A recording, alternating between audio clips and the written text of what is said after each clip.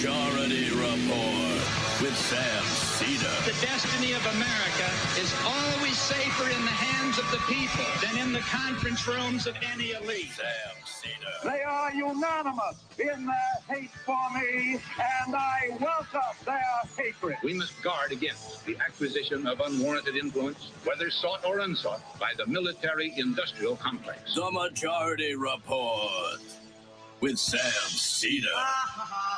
And I get the feeling you've been cheated.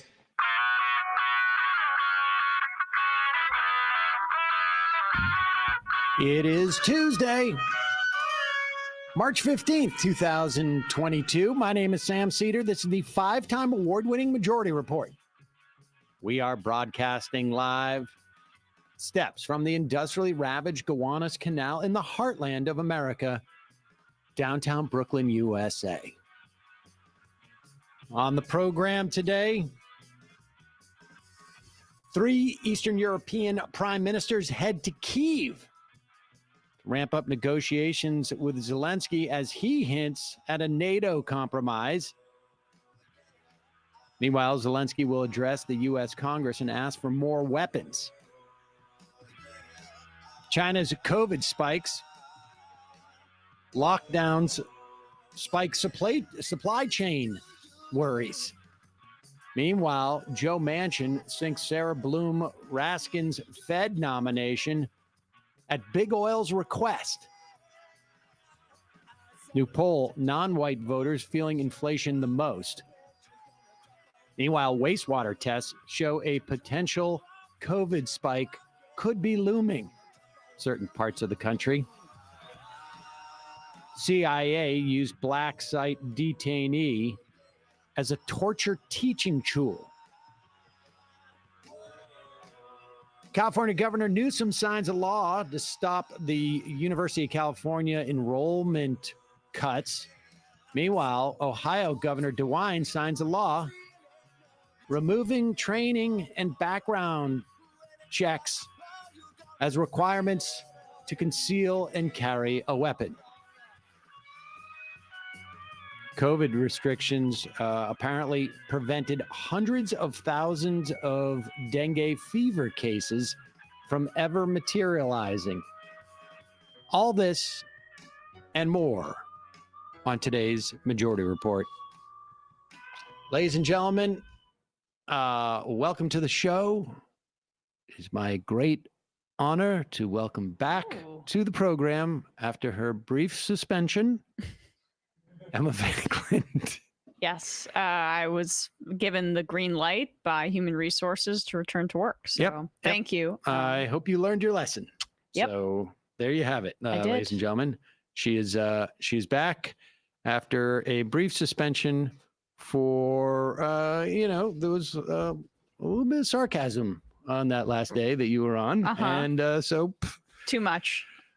There's only so many times that we feel comfortable around here revoking commissary privileges, and then at one point you are suspended, paid leave. So there you go. Paid leave? That's news to me. Well, I mean, Sam, you literally went into my wallet and took money out of it. If we had pay, you pay to leave. That's the way it works. More water for the rest of us. That's right. We went crazy with it. Drank so much water this week. It was great. The commissary. Good news, ladies and gentlemen. I got an IM from Nightmare Behind Nightmare something rotation. Sam, you sound good. I feel bad writing it to tell you about the audio only when it's bad, so I figured I'd offer a compliment today. Ooh. Well, much appreciated. We have worked out some of the bugs that were here at the beginning of the show yesterday. We've also worked out some of the problems that we have, I think, with guest audio. We had none of those problems yesterday. And the one thing that we're ultimately going to test, and maybe we can test that with Nomi when she shows up later in the program, what happens if we start cross-talking? Because we've had this problem in the past where my audio ducks underneath the person that I've been having a debate with. And that's how that guy from that movement, the Birds Aren't Real movement on Friday, which you missed. There is some folks out there who believe that he got the upper hand in that argument with me about the existence of birds. And of course, I think everyone is familiar with the theory that all the birds in this country have been killed and systematically replaced by flying drones, which are monitoring everything that we do. It's the same technology that killed and replaced Avril Lavigne, for example. I was not familiar with that. Yeah. I mean, I should have talked to the Birds Aren't Real guy. I maybe give him some more ammunition in this debate against you. Well, he didn't need it. He didn't need it. Do you know who Avril Lavigne is? I'm pretty sure. Pretty sure I do.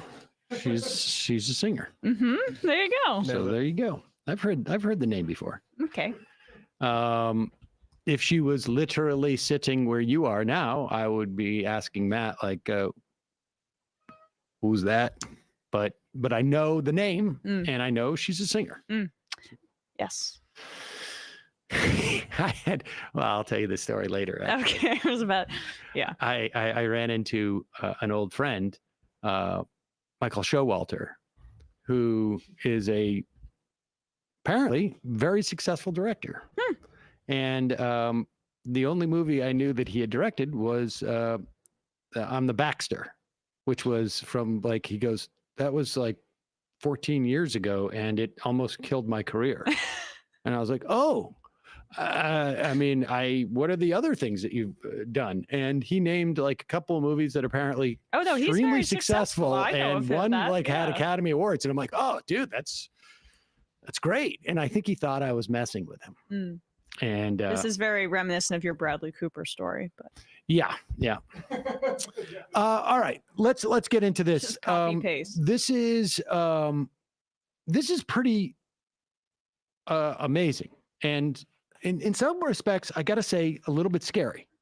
The prime ministers of Poland, the Czech Republic, and Slovenia are going to be meeting with Zelensky, the president of Ukraine, today in Kyiv. And Kyiv apparently was like getting bombed through the night. I think there was a half dozen people or so who died. Targeting residential areas, apartment buildings. Of course, that seems to be basically, and no one seems to be refuting that, and nobody seems at this point to be shocked. This seems to be the plan.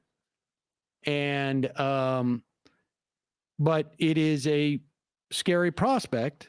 You have NATO leaders, or I should say, leaders of countries that are in NATO heading to a war zone,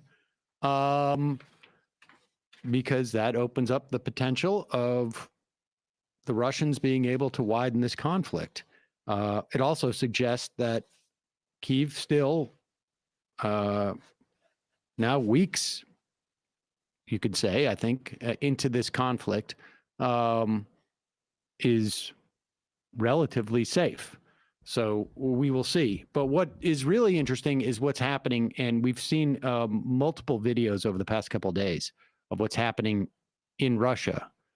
This just came across the transom, as it were. A former worker, and it's unclear how she got into the studio. But she's a former, or maybe she's just former after she did this. I'm not quite sure. But she's a former Channel 1 Russia staffer.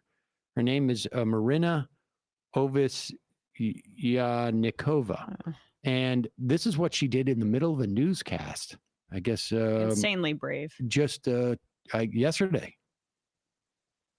О том, как смягчить воздействие западных санкций, говорил сегодня Михаил Мишустин. На встрече со своим белорусским коллегой российский премьер подчеркнул, надо усилить сотрудничество в рамках союзного государства, а на совещании в правительстве обсуждали, как сохранить доступность лекарств. And you see, they just cut away to some other clip, apparently. What was also amazing, the newscaster didn't seem to even bat an eye. I know, right? She just kept going. And then put up she released a recorded statement. It's in Russian, obviously. So this in is Russian, the and translation. The translation is what is happening in Ukraine right now. And she released this, we should say, timed with what she did on the television, because I think she probably knew that she would end up being detained or arrested. Do we know? Yeah, well, I don't think there's information on that, but there's a law that could be used to imprison her that would allow for up to 15 years in prison. So just like to underscore how brave this is. She wrote, what is happening in Ukraine right now is a crime, and Russia is the aggressor country. The responsibility for this aggression lies on the conscience of only one person. That person is Vladimir Putin. This is important because we saw yesterday that clip of the Belarusian president basically saying to Putin, meeting with Putin and saying to him, for the sake of domestic consumption, I would imagine in Belarus and in Russia, we had no choice here. We were really just striking back. Irina writes, my father is Ukrainian, my mother is Russian. They have never been enemies. This necklace on my neck is like a symbol for the need for Russia to immediately stop this fratricidal war. Our brotherly people can still make peace. Unfortunately, during these past years, I have been working at Channel 1 involved in Kremlin propaganda. I am very ashamed of this. Ashamed because I allowed lies to be told from the TV screen. Ashamed because I allowed the Russian people to be turned into zombies. We stayed silent in 2014 when all of this was just starting. We did not go to protests when the Kremlin poisoned Navalny. We just silently observed this anti-human regime. Right now, the whole world has turned away from us.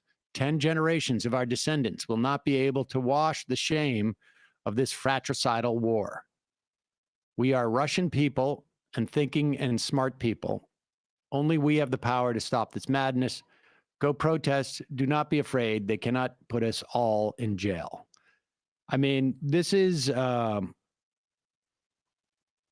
it's pretty brave. Really brave.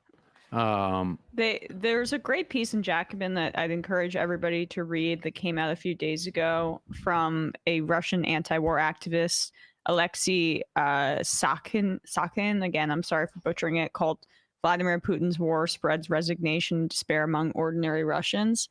And, you know, 1/3 of Russians have a relative in Ukraine. So the suppression of the real stakes and the real immorality of this war, it can't last forever, but it's happening now for anti-war protests in Russia. And this was like an incredibly brave act, but there's a reason that they're going to try to crack down hard on her, most likely, because you have to suppress this in order to maintain a certain level of I guess, disinformation, so the war can continue.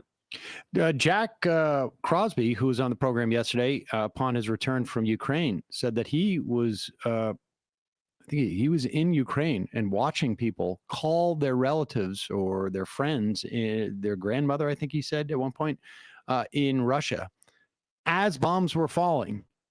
I think this was when he was in Kharkiv. And the grandmother in Russia did not believe that the bombs were there. I mean, very similar anecdote in this piece too. Yep. Yeah, I mean, they've basically branded it as a special military operation, and it's going to take a while for there to be cracks in that. But the cracks will come. There just needs to be persistence, obviously, but that requires bravery of people like that. And this woman here too. She is a Russian climate activist, Vlada Zuralovia.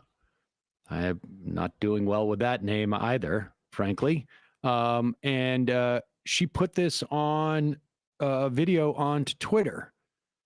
And again, you know, these in a situation where there is such a tight control on information, these type of things become highly, highly damaging to Putin's project and to, you know, as Jack said yesterday on the program, he felt that like he didn't think that Russian society would recover from this, or at least as we know it. And here's this from Twitter, and for those, I guess we could read it for those who are just listening. Hello, my name is Vlada, and before the 24th of February, I was a climate activist from the Fridays for Future Russia. Now I left my climate activism to concentrate on the anti-war action. Now I'm going to distribute anti-war leaflets, and even by this action, I have some risks to be detained by the Russian police. Unfortunately, the anti-war movement in Russia is being oppressed by Putin's autocratic regime. People are illegally detained at anti-war rallies, then fined or sent to a temporary detention center. In police departments, people are beaten, mentally pressured, and some are subjected to physical and sexual torture. We are forbidden to say the word war. Russia's actions can only be called a special operation. For the phrase "no to war," you can get up to 15 years in prison. I'm very glad that I was not subjected to repressions, but I still fear for my friends in Russia who are risking everything they have to fight the horror that Putin has made in Ukraine. And I'm afraid for my friends in Ukraine, for whom every exit from the bomb shelter can be fatal. In such situations, Russians usually say that this war is Putin's fault, not ordinary people's. I believe that this war is really not my fault, but it is still my responsibility. Therefore, I want to appeal to everyone who hears me now. Journalists, give a voice to the victims of tortures in Russian police departments. Give a voice to everyone who suffered from this regime. And first of all, to the Ukrainians who simply wanted to live in peace on their own land. Politicians and activists in Europe, remember that your governments are still buying fossil fuels from Russia. Now it's not oil that flows through your pipes, but the blood of Ukraine. And this obviously, she's doing this in English. She's appealing, and I suspect she's outside Russia at this point. I hope. But doing this to, I guess, get the Europeans to cut off their oil purchases from Russia, dovetails with their climate activism, and to inspire, journalists, like she said, to go and cover what's happening in terms of the Ukrainians. We also have a clip of a woman who's holding up a sign. I think I mentioned this yesterday, but put this up. This is simply a sign. Was this the thing that had no words on it? Here we go.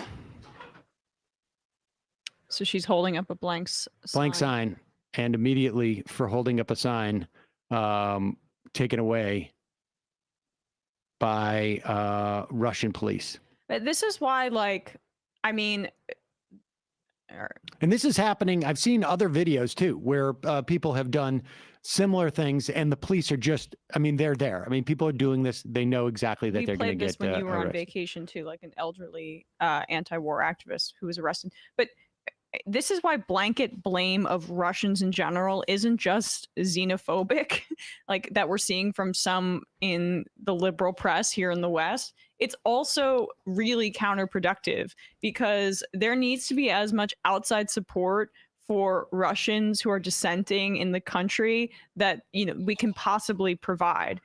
So solidarity with the Russian left and the protesters there, because they're the amount of bravery that this takes, as has been outlined already on the show, is massive. Right. I mean, some of the things where you see, like, I think at one point or a week or so ago, a Canadian orchestra or symphony canceled the appearance of a Canadian. I don't know if it was a violinist. I think it was.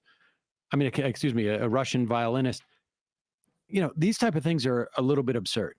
It's one thing to operate a boycott for members of Russian society who are helping prop up or the Putin regime or the or are in some way aiding the invasion of Ukraine.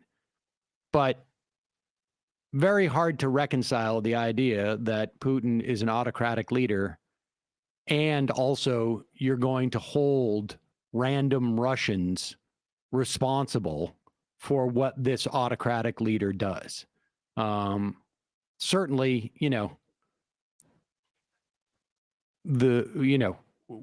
theoretically, we have not even theoretically, far more responsibility for things like the atrocities that are taking place in Yemen and the misery that is being created in Afghanistan than your average Russian citizen has for what is taking place in Ukraine.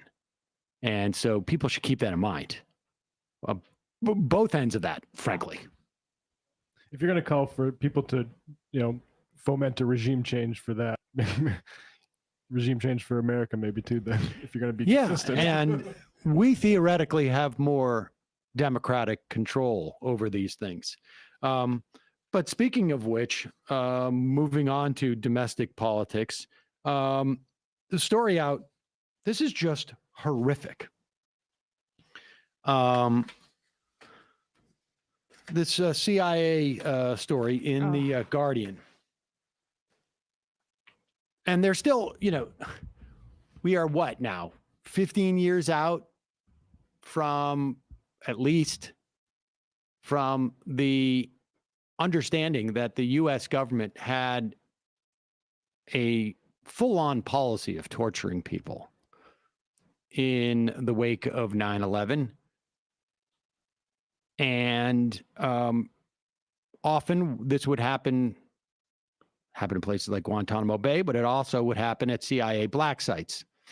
Guardian reports that a detainee at a secret CIA detention site in Afghanistan was used as a living prop to teach trainee interrogators. I mean, I don't understand why we are saying, you're not a trainee interrogator, you're a trainee torturer who lined up to take turns at knocking his head against a plywood wall, leaving him with brain damage. This is according to a U.S. government report. The details of the torture of Amar al-Baluchi are in a 2008 report by the CIA's Inspector General. I mean, I remember the images of the senators walking out of these classified meetings, looking grim. Of course, they did nothing about it. This report, newly declassified, is part of a court filing by his lawyers aimed at getting him an independent medical examination. Baluchi is a 44-year-old Kuwaiti. He is one of 5 defendants before a military tribunal on Guantanamo Bay charged with participation in the 9/11 plot. But the case has been in pretrial hearings for 10 years, mired in a dispute over the legal admissibility of testimony obtained after torture. According to the Inspector General's report, the CIA was aware that the 2003 rendition of the detainee, al-Baluchi, from Pakistani custody to the black site in north of Kabul was conducted, quote, extra legally. Because at the time he was in Pakistani jurisdiction and no longer represented a terrorist threat. The technique of walling was approved by the, quote, enhanced interrogation technique, end quote, guidelines sent by CIA headquarters. Oh, so it's coming from a good place, right? They vetted it. Well, it's called the enhanced interrogation technique, so we know it's not torture. Walling, is that the knocking someone's head against the wall? Yep. It involved placing the detainee's heels against a specially designed plywood wall, which, quote, had flexibility to it, and putting a rolled up towel around the detainee's neck. The interrogators would then grab the ends of the towel in front of and below the detainee's face and shove Baluchi backwards into the wall, never letting go of the towel, the report said. One of the interrogators, identified only by a code, said the goal was to bounce the detainee off the wall. The report noted that Baluchi was naked for the proceedings. This presumably was so that the interrogator trainees could get the full impact of what they were able to do, I guess. There was no time limit for the walling sessions, but, quote, typically a session did not last for more than 2 hours at a time. That's a comfort. That and the flexibility of the wall, right? That's what changes it from torture to enhanced interrogation. Typically, the session did not last for more than 2 hours. They went on for so long because Bellucci was being used as a prop for teaching purposes. One former trainee told investigators all the interrogation students lined up to wall Amar so that the instructor could certify them on their ability to use the technique. I mean, it's at that point, if they're actually going through a certification process,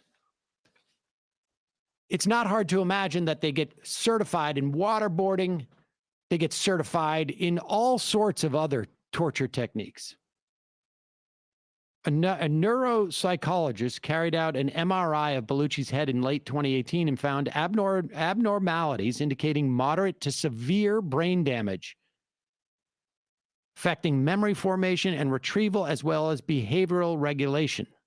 Specialists found that the abnormalities observed were consistent with traumatic brain injury. And the Inspector General's report also concluded that Bellucci's treatment did not yield any useful intelligence. This is what we know about torture. Amar fabricated the information he provided when undergoing EITs. That's a euphemism. That's an acronym for euphemism, which means torture, incidentally. He later admitted to his interrogators' debriefers that he was terrified and lied to agency officers to stop the measures. Amar also explained, and this is what experts in this know, Amar also explained that he was afraid to tell a lie and was afraid to tell the truth because he did not know how either would be received. Yeah, that's what experts about torture say. It's the victim will look for whatever they can find to make the torture stop, and it doesn't mean that what's going to come out is truth. Absolutely. But the good thing we're the good guys, right? And we should be clear. One of the people who oversaw this was John Brennan. You can see him nightly, I think on MSNBC. I don't know if he's on nightly. The other person who did nothing about this was Gina Haspel, who was our last, functioning? She's still there? No, under Trump. CIA director. So let's be clear. We know this happened. Our own government reported that it happened. We've known it for 14 years. And the number of people who have been, I don't know if anyone's, I mean, never mind who have been prosecuted for this, is not only is that zero, the number of people who have been, I don't know, docked pay, demoted is also zero. The number of people who got promotions after this, at least I think off the top of my head, 3 or 4. Can't remember the name of the other guy. I want to say Rodriguez, one of the other guys who was associated with this, also moved up the ladder at the CIA. John Brennan, I mean, he went from counterterror, and we should say the first time Brennan was up for a position in the Obama administration, he didn't get it because people were, this was fresh in people's minds. The second go around, the guy got made head of the CIA, I think it was, right, Brennan, or in his final position. And now he's just a, just giving contributor. was Jose Rodriguez. Yes. And he moved up, if I remember correctly, as well. So Ammar al-Baluchi is still in Guantanamo Bay. Is that right? According to This is a his case has been in pretrial hearings for 10 years. Yep. So I mean, mired in a dispute over legal admissibility of testament. We already understand that, like, there's no habeas corpus, there's no right to a fair and speedy trial, which is supposed to be constitutional rights that are applied to people that are detained in Guantanamo Bay. But people may still have zero understanding of how something like half or more were basically just innocent and were subject to, I mean, but by the United States' standards, there are definitely more that should not have been locked up for that period of time, let alone subjected to any torture techniques, which should not be allowed. But like, there are thousands of people that we tortured and killed in this process that had nothing to do, because it was just, this is my neighbor, I have an issue with him, I'm going to report them to the United States. There was a lot of people like that. Yeah, we offered a bounty in Afghanistan, and rival tribal leaders, or people like you say who had petty conflicts, would turn in their their frenemies or their enemies, and we held many men in Guantanamo. I mean, we don't really know the numbers of how many people we did this to at black sites. Somebody knows. Somebody has a good sense. They haven't done anything about it. So, when people say that we have no moral authority on these topics, they're right. That doesn't necessarily mean that we shouldn't call it out wherever it happens. But I think it's very difficult for people to maintain some type of righteous indignation, as opposed to just pointing out the offenses. I mean, and keep that in mind. And, it is reprehensible that a guy like Brennan in particular would pay no price. I mean, Haspel was oversaw that. What was the block site in Thailand? Yep. That was her job for years and years. She was overseeing torture, and instead of being prosecuted for war crimes and being excommunicated from public life, she gets rewarded. CIA director. That's America in a nutshell.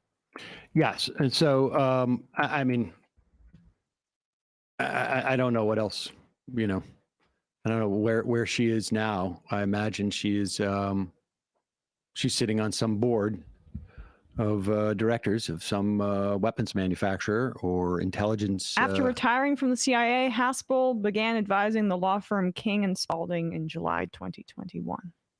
And who knows what I'm kind sure of she's stuff getting they're some sort of fat check.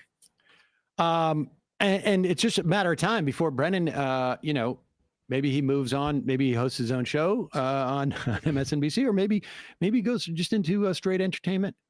And it's wild. Like the CIA is, even the spying on the Senate thing. The Senate's supposed to be a fairly high body of governance in this country. He was saying, let me assure you, the CIA was in no way spying on the committee or the Senate. And as Wyden later tweeted out, CIA broke into Senate computer files, then tried to have Senate staff prosecuted. Absolutely unacceptable in a democracy. And so unacceptable that they did nothing.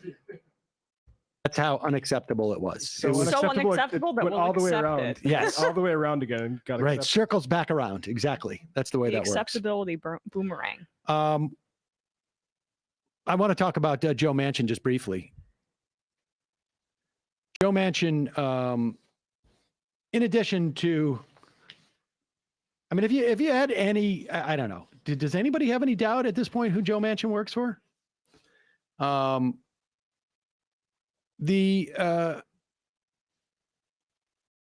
Manchin, when he's not sinking Joe Biden's agenda, when he's not preventing families from getting tax credits for their children, when he is not out there saying that we don't want electric cars. Put up David Dayen's tweet first. He was out there. This is a comment that he made about electric cars. Oh, yes.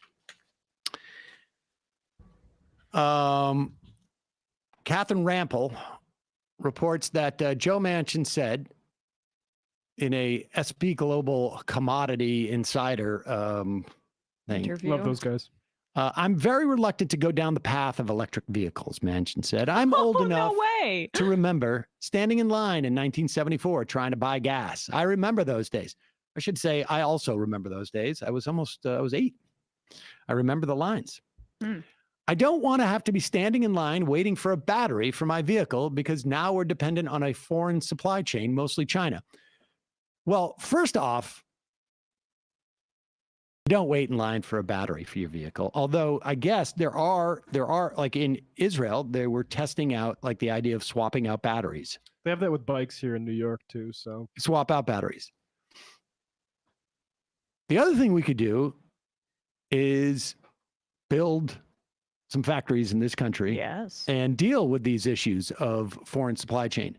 But what's interesting is the price of gas is going through the roof because we are, in some measure, dependent on a foreign market, on an international market. His point is that, no, it's time to actually just reinvest in coal, which wouldn't benefit me whatsoever. So I'm just making that point. Just because intellectually, it makes the most sense. Maybe what we need to do is go back to that thing where you shovel the coal into the back of your car. You just make the trunk a furnace, and you just keep shoveling coal in there. But just in case you thought for a brief moment that the reason why Joe Manchin says something like this is just because he's an idiot. Or he's a little bit old-fashioned. There's old-fangled battery things. Like I can't even get my iPhone to charge. Joe Manchin has effectively sunk the nomination of Sarah Bloom Raskin at the Federal Reserve. There was no Republican support. Joe Manchin came out, announced yesterday that he would not support Sarah Bloom Raskin because she has spoken out about the Fed's responsibility to be hyper-focused, to be a regulator of sorts. The Fed, of course, regulates a lot of this stuff with climate change in mind. Now, there are a lot of people on the Fed who have said similar things. She wrote an op-ed about it. And she has been a little bit more vocal about it. And apparently,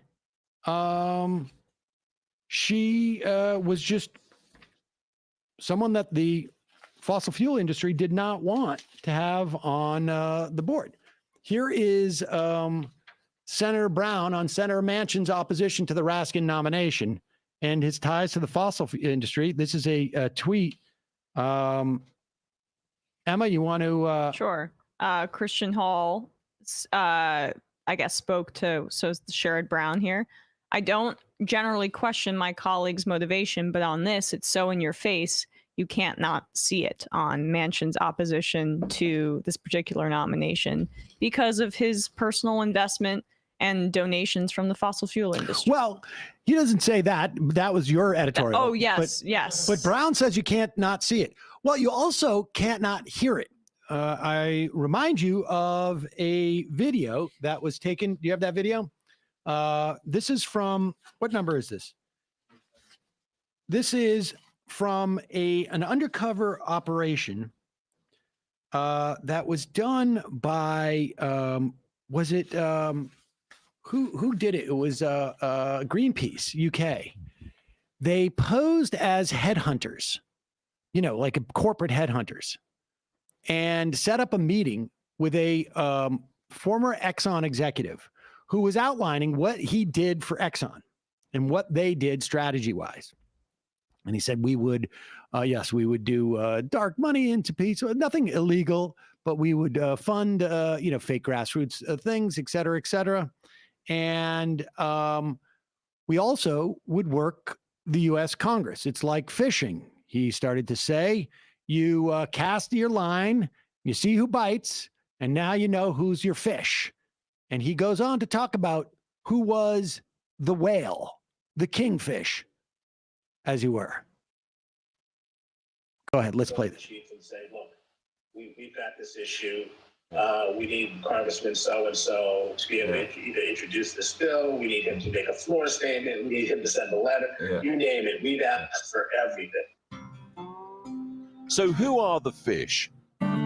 I'm Joe Manchin. I approve this act because the biggest catch, according to Mr. Coy, it's the conservative Democrat Senator Joe Manchin, who famously shot President Obama's cap-and-trade climate bill. And I'll take dead aim at the cap-and-trade bill. Joe Manchin, I talk to his office every week. He is the kingmaker, and he's not shy about sort of stating his claim early and completely changing the debate. Legal declarations show that Senator Manchin has received tens of thousands of dollars let it go. from Let's ExxonMobil and its trade associations. Keith McCoy names 10 other senators as crucial to ExxonMobil. Senators Mark Kelly, Chris Coons, Shelley Moore Capito, Kirsten Sinema, John Tester, Maggie Hassan, John Barrasso, Steve Daines, John Cornyn, and Marco Rubio. All bar Kelly and Hassan have taken money from Exxon totaling $117,000. We gave all these senators a chance to respond. None did so. That is Exxon shocking. insists. Okay. And, but there it is.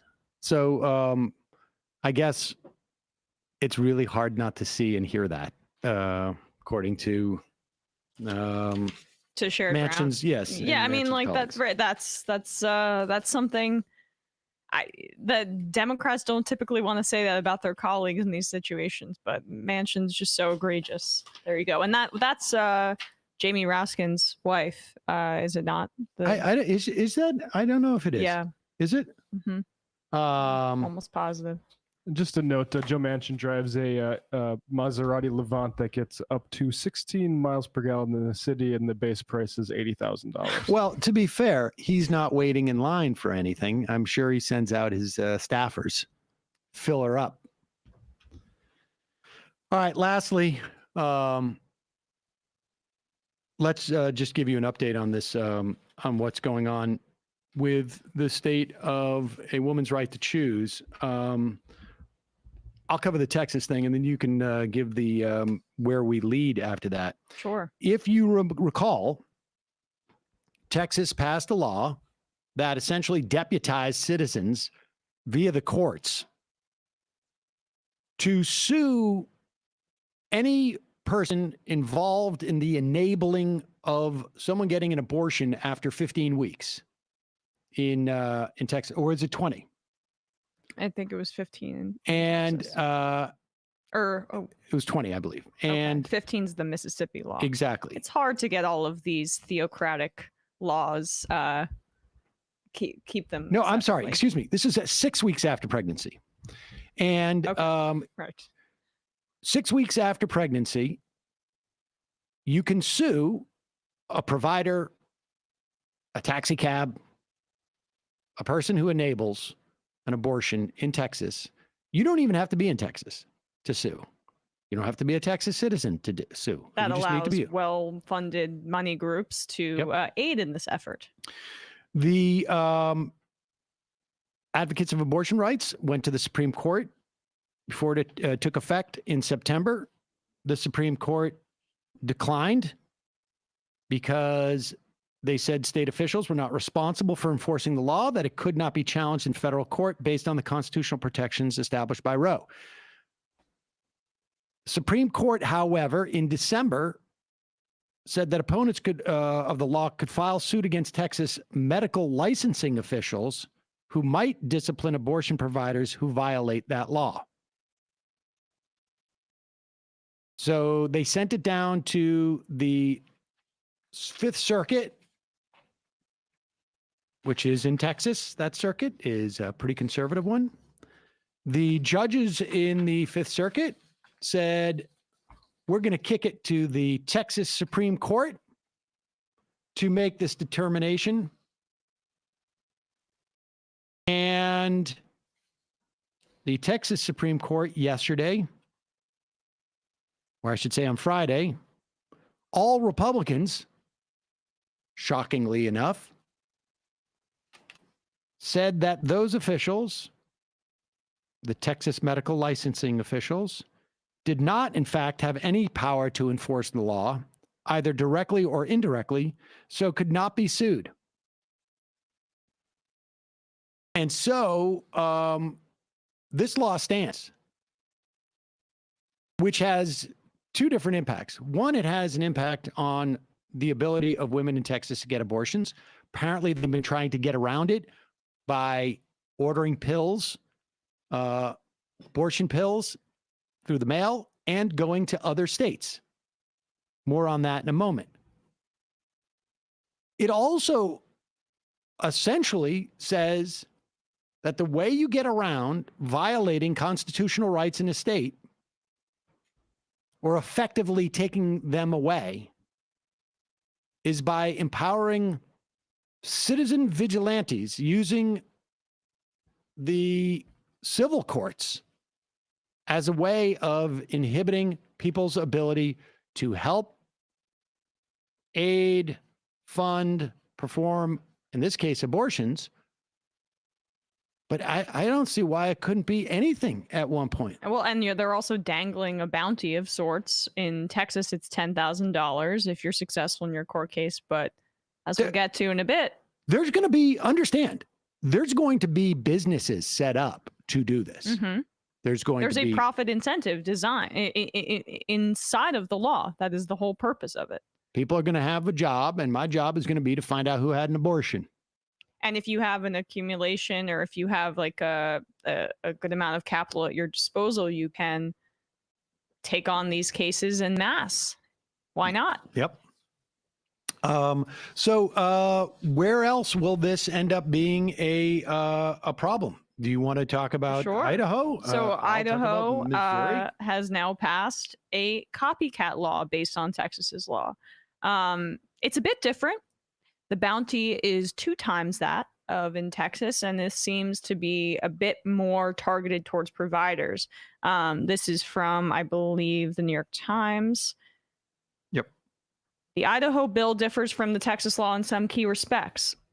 Texas allows any civilian to sue anyone, whether a rideshare driver or a doctor, who aids and abets a woman getting an abortion after a fetal cardiac activity is detected, usually around 6 weeks, before many women are aware that they are pregnant.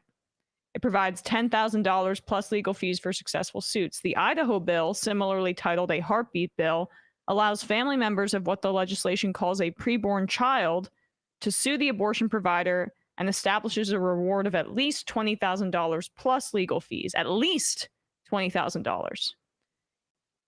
It allows lawsuits against providers for up to 4 years after an abortion. So that's a strong or like a long period of time when they would be able to retroactively sue for damages caused by an abortion, I guess. The Texas law, considered the strictest in the nation, allows no exceptions for women who are victims of rape or incest. The Idaho bill provides an exception, but requires women to file a police report or show it to the provider before they can get an abortion.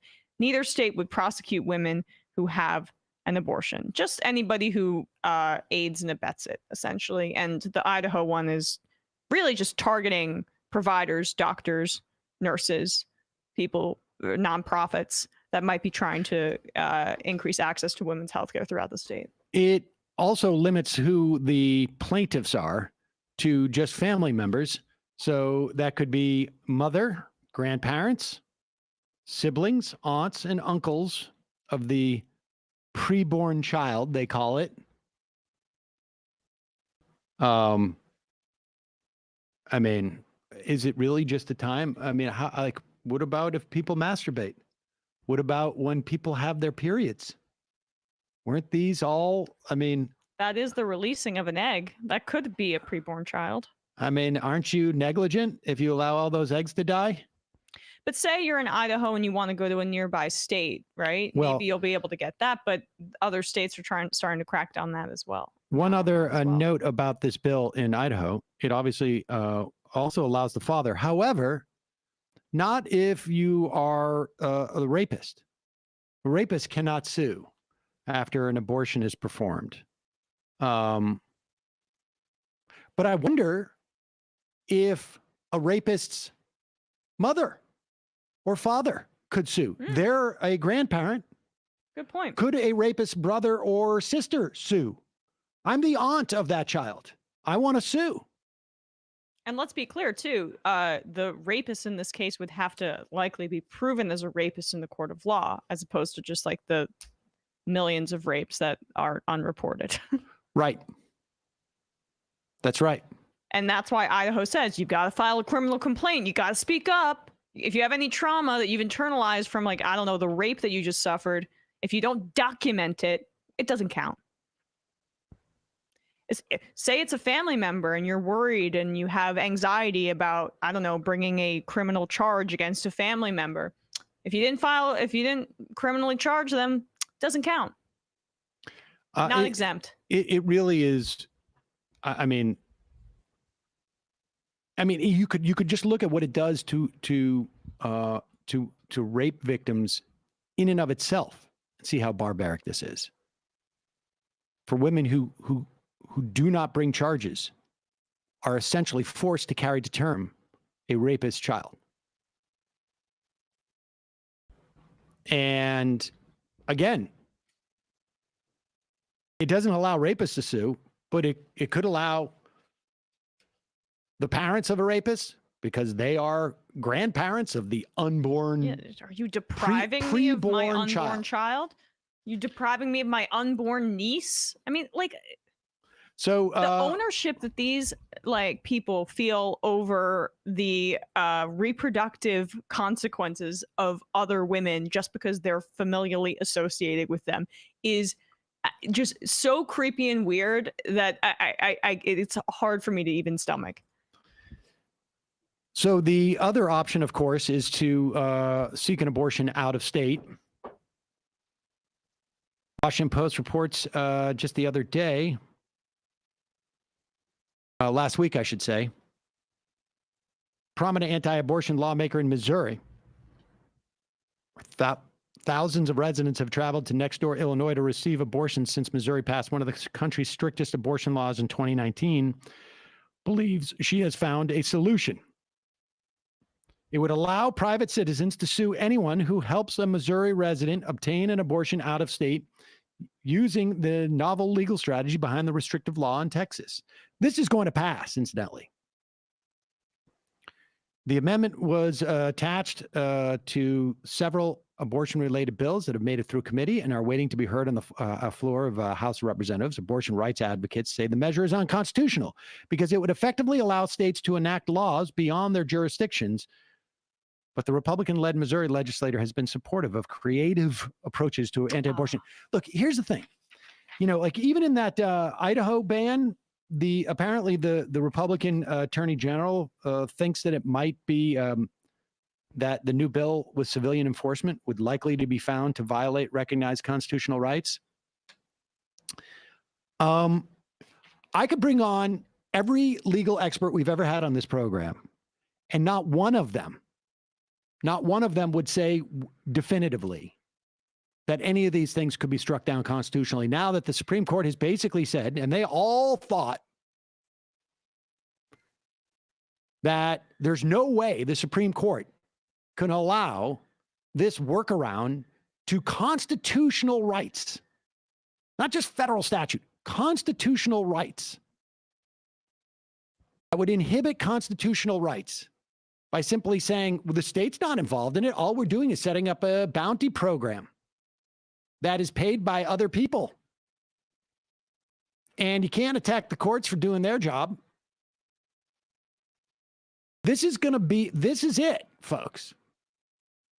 This is the way that abortion gets restricted in about 22, 23 states. Now, the Supreme Court heard that case about 15 weeks. And they may also, they may fully frontally attack Roe v. Wade, destroy it, or they may just keep allowing these new laws. We need a legislature in New York or in Vermont, or I should say in any other blue state, start doing this stuff with other. We should do it with speech. We should do it with guns. It should go on and on and on until we show that you can deprive everyone of every single constitutional right if it's just made into a civil tort proceeding. I thought the conservatives, don't even bother. I was about to say HIPAA. We're not no medical privacy. Yeah, how about this? Or how about interstate? Or how about states' rights? Right? If somebody wants to go seek a service in another state, they should be allowed to do so. How about we empower people? $10,000 bounty. You can sue somebody who you believe is using a fake vaccination card. How about that? That'd be fun. There's some gun bill in California. Yeah, that should move forward. And it should be in every state in the country that the legislature can pass it. Yeah, you want to dance? Let's go. But this is where we're headed. This is what happens when you give up the courts to Republicans and conservatives. That's it. And the amazing thing is going to be when that gun law comes to the Supreme Court. And we all sit here and watch the Supreme Court figure out, actually, there's a problem with this one. It's written exactly like the Texas one, except you use a preposition instead of a conjunction here. And that's, going to have to go back. But at one point, they're going to show up with a law that is identical, but only changes that one thing. And the Supreme Court is going to figure out some way of saying that law doesn't stand. Mark my words. It may happen 2 or 3 years from now, 5 years. Tuesday, March 15th, 2022. Keep it in mind. All right, we're going to take a break. Head to the fun half. Just a reminder, it is your support that makes the show possible. Advertising ebbs and flows. You can see that. Our YouTube clips ebb and flow. But it is our members who make this show possible for us to do day in, day out. You can become a member by going to jointhemajorityreport.com. And when you do, you not only support the free show, you get the bonus material, and you get the free show free of commercials. Then, every now and then we're going to do some other stuff. I keep saying that, but eventually will. Also, speaking of which, Emma, I don't know if you know this, but the Brooklyn show sold out. I did know this. Okay. It happened on my watch. Very quickly. And but we have live streaming. Did you know that? I heard that. And did you know that it costs $12.50? But if you want to get more than 50% off the live streaming, sign up for the AM Quickie. Open up the email that you get when you sign up from the AM Quickie, maybe the next day. And you will find a coupon code that will give you more than 50% off. Wow. Somebody who was good at math could determine what it was. I would say it's probably like 65% off. I don't know. But so check that out. Also, justcoffee.coop, fair trade coffee, tea, or chocolate. Use the coupon code majority, get 10% off. Check out our Discord. People want to know, where can I, if I want to donate my tickets to a show or this and that, or I'm curious about this, or I want to help organize something in my, get over 5,000 members on the Discord from all around the country, actually around the world. So check that out, majoritydiscord.com. Matt, what's happening in the Matt Leckian media universe? Yeah, I am flying solo on Left Reckoning tomorrow night. We're going to be having Carl Bayer on of Jacobin and of a really good Substack, talking about ideology and Russia's invasion of Ukraine, of all sorts of things, like why Carl did not dismiss the idea that Russia would invade, and what he thinks that sort of errant forecasting says about the left and what it doesn't say about the left, and some other things like, is Putin a communist, and that sort of stuff. So Carl's a really smart writer, I think, who's been really smart throughout this entire situation. And so I'm looking forward to talking with him tomorrow at patreon.com/leftreckoning. I think we'll have a guest for the post game too, but I don't want to divulge that yet. Ooh. And check out Carl's Substack if you haven't. I'm subscribed, and I think he has done some really good coverage, as Matt said. Yeah. On Nomi's program tonight, she's feeling a little under the weather. She'll be back for tonight, but she's not going to be here in the fun half. Harvey K. and Alan Minsky will be on tonight's show discussing a new economic bill of rights that, we're definitely going to add at least one Justice Democrat. I think as it stands now, coming out of Texas, we got to wait for the Cisneros runoff. Nina Turner is running in Ohio. Adding 2 or 3 or 4 Justice Democrats, quite helpful. Getting there. Exponentially more power as they add people, because then they have the opportunity to add more. I don't know how many years it's going to be before we get there, but this is the path, anyways. All right, quick break. Head into the fun half. 646-257-3920 is the number. 3 months from now, 6 months from now, 9 months from now. And I don't think it's going to be the same as it looks like in 6 months from now. And I don't know if it's necessarily going to be better 6 months from now than it is 3 months from now. But I think around 18 months out, we're going to look back and go like, wow. What? What is that going on? It's nuts. Wait a second. Hold on for a second. Emma, welcome to the program. Hey. Matt. What is up, everyone? Nomi Key. You did it. Let's go, Brandon. Let's go, Brandon. Bradley, you want to say hello? Sorry to disappoint everyone. I'm just a random guy. It's all the boys today. Fundamentally false. No, I'm sorry. Women's Stop talking for a second and let me finish. Where is this coming from, dude? But dude, you want to smoke this 7A? Yes. Hi, me? Is it? Yes. Is this me? Is it me? It is you. Is this me? Hello? Is this me? I think it is you. Who is you? No sound. Every single freaking day. What's on your mind? Sports. We can discuss free markets and we can discuss capitalism. I'm gonna go throw up. Libertarians. They're so stupid, though. Common sense says, of course. Gobbledygook. We fucking nailed him. So what's 79 plus 21? Challenge met. I'm positively quivering. I believe 96, I want to say. 857-210-35-501. 1/2. 3/8. 9/11, for instance. $3,400, $1,900. 6, 5, 4, $3 trillion sold. It's a zero-sum game. Actually, you're making me think less of it. But let me say this. Poop. You call it satire. Sam goes with satire. On top of it all, my favorite part about you is just like every day, all day, like everything you do. Without a doubt. Hey, buddy, we see you. All right, folks. It's just the week being weeded out, obviously. Yeah, sun's out, guns out. I don't know. But you should know. People just don't like to entertain ideas anymore. I have a question. Who cares? Our chat is enabled, folks. I love it. I do love that. Look, gotta jump. Gotta be quick. I gotta jump. I'm losing it, bro. 2 o'clock. We're already late, and the guy's being a dick. So screw him.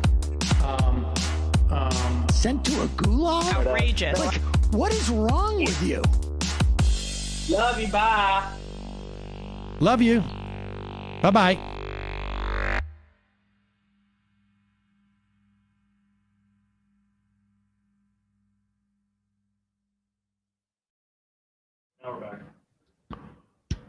We are back. Sam Seder, Emma Vigeland, fun half of the program. Matt, Bradley are here. Just got an IM. I lost it, but I will find it again. Okay. Can you provide the names, Penny from New Mexico says, of trustworthy grassroots groups helping Ukrainians, preferably not those groups providing folks weaponry? I don't have a list in front of me. However, the other day, we got an email from Janek, who is in Poland. He is in Przemysl, helping with refugees. So a lot of people are, the refugees have to go through here first before heading west, since it's a train station right on the border. A lot of people are wondering where to help, and there's an address below that goes right to the train station where all these people are for days before relocating. If any of your viewers want to send pillows, blankets, baby formula, etc., that would be a great place to send it. There's no middlemen, no red tape, etc. This is actually the city hall in this town, the address. I've been told by both Janek and I guess someone who speaks Polish. And Janek got back to us and said they also need earplugs. Apparently, so that people can sleep. And so earplugs, that would be a great thing to send. Obviously, light, small, they don't have access to them there. You can ship that there. We will put the address in the description of this podcast and the YouTube description. So was this the one that I just sent you, or what is this? This is on the sheets somewhere. This is. Are you a little low, Matt? You might be a tiny bit low. Maybe a little bit. How about that? That's better. Yeah. What number is this? This is the. Okay, yeah, that's what I thought. Okay. And this is interesting. I mean, look, there has never been a White House that has not invited op-ed writers. I mean, you know, obviously reporters that go to the White House, but op-ed writers. There hasn't been one that hasn't had like bloggers or, you know, during the Trump years, men's rights advocates or, you know, Gamergate stars and to the White House and brief them on situations to get their message out. This happens. We know this because it's reported, and it is not as if like they're hiring people to do it and not telling us. Now, I suppose it's conceivable that that's happening, but we know these stories because they are reported. In other words, they're not obscured. Now, you could say White Houses should not be communicating to certain people. That's inappropriate. But really, what it does is it allows us to know who's carrying what message and why. Is there a difference between, I don't know, Barack Obama inviting David Brooks and maybe, I don't know if Marcos from Elitis ever went there, but I'm saying like, you know, someone from a big blog to the White House versus, let's say, I don't know, Trump inviting Mike Cernovich and, you know, Milo Yiannopoulos to the White House. I mean, this is kind of downstream from their like complaints about which celebrities get invited to the White House. Remember the whole thing about Obama inviting that gangbanger Common? Yeah. It's like that kind of deal. But Common was not necessarily brought there, I think, to carry a message, right? I mean, guess. but I'm saying it's a reflexive of like who the people are carrying the message. The credibility should rub both ways. And but here is Fox News complaining that the Biden administration has been talking to TikTok stars, which I think is actually pretty smart. I would not have necessarily thought to do that at first, but you know, that's where the kids are these days. Their number one revenue source. Now, with Putin starting this horrific fight between Ukraine and Russia, nobody wants to work with him and do international trade. So, Brian, how is our White House any better than Russia in spewing out this kind of propaganda? I mean, using basically useful idiots, essentially, to just spew out lies. Well, the president's a Democrat, and he's trying to save the midterms. So what he wants to do is get the whole 18 to 24s or maybe we'll get those 16-year-olds to vote, which I think was an aspiration of the West Coast, to go their direction. So by giving them the attention, by looking at their 10 million followers that they have, and it's a lot, it's a savvy move. And they are looking like they are compliant. They're saying, okay, the White House called me, nobody else called me, I'll go with it, because I don't think they really TikTokers. I haven't seen their operation. I don't know if they have a news verification system. So I'm pretty sure that. Positive. Wait a second. Wait. He hasn't seen the TikTokers operation to see if they have a news verification system? Is he trying to censor the TikTokers? I was going to say, didn't we see Kilmeade do the same segment about Joe Rogan? It's and weird. His news verification system over there on the podcasts are normal TikTokers. God knows what the hell they're doing with their news verification system. This sounds like 1984, man. News verification. What's also interesting is that they're not pointing out any news misinformation. It's just all lies. You know what Fox News is supposed to be, theoretically? It's a news verification machine, supposedly. Fair and balanced. Why don't they run some of those TikTok operations through their news verification machine and see? Yeah, I mean, they're equally threatened for partisan reasons when Sesame Street tells kids to read. Right, that's true. That's true.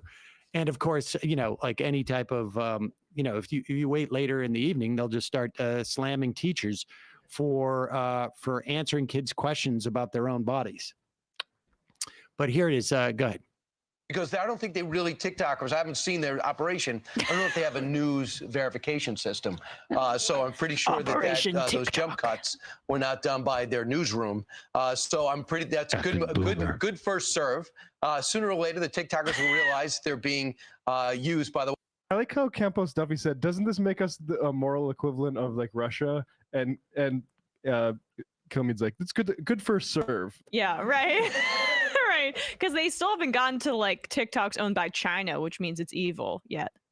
The White House, but it was a savvy move. But the bottom line is U.S. oil production is down 10%, pushing up prices and enriching and emboldening Vladimir Putin. Unlike the Russian hoax, as Jim Banks said, Putin's malign influence on our energy sector is real and deserves further investigation. And what he means by malign influence, they are starting to push Janet Yellen to find out if Vladimir Putin has been supporting the green effort to green our economy, specifically to stop fracking, so he could have more control over the marketplace and win over the American public and the West in the process. Guess where the Prime Minister of England's going today? He is going to visit Saudi Arabia in person and the United Arab Emirates, begging them to produce more oil. You would think he would call us up and say, produce more oil. You have more than Saudi Arabia, but he knows that would be fruitless. Okay, pause it for 1 second. I know this is my hobby horse these days, but there's a difference between calling us up and calling up Saudi Arabia. Saudi Arabia is run by a king. He also happens to be a murderer, but let's put that aside for a moment. I mean, it's arguable whether our president, but this one is like a little more specific. All murderers. But it's run by a king. And the number of people who decide what they're going to do with oil in Saudi Arabia in terms of production probably could fit on that couch that they're sitting on. However, in this country, if there's going to be more drilling, now you have to bank on Wall Street finding a profit motive so that they will invest in the capital that you need to begin to do more drilling. It's why the fracking is dried up, because the price of the fracked material is too low. Didn't justify it anymore. It's an expensive process. And so this is all in the hands of private enterprise that does not see enough of a profit to increase production. In fact, it would reduce. If prices go down, profits go down. And I think what Kilmeade is trying to say here is that we need to nationalize all power production in this country. Yep. He is quietly, and I think he's probably afraid of saying it out loud on Fox News. He'd get canceled. But when he says, I mean, go back, you can hear the way he's saying this. Like, why don't they come to us? Who is the us here? Because the U.S. government is not doing anything. And I would argue that they probably should. But they're not doing anything to throttle oil production in this country. It is all a function of the capitalists who cannot find a profit motive and incentive to do it. And I think what Kilmeade is really saying is that we need to nationalize all of this. Run it. Done by their newsroom. So that's a good first serve. Sooner or later, the TikTokers will realize they're being used by the White House. But it was a savvy move. But the bottom line is U.S. oil production is down 10%, pushing up prices and enriching and emboldening Vladimir Putin.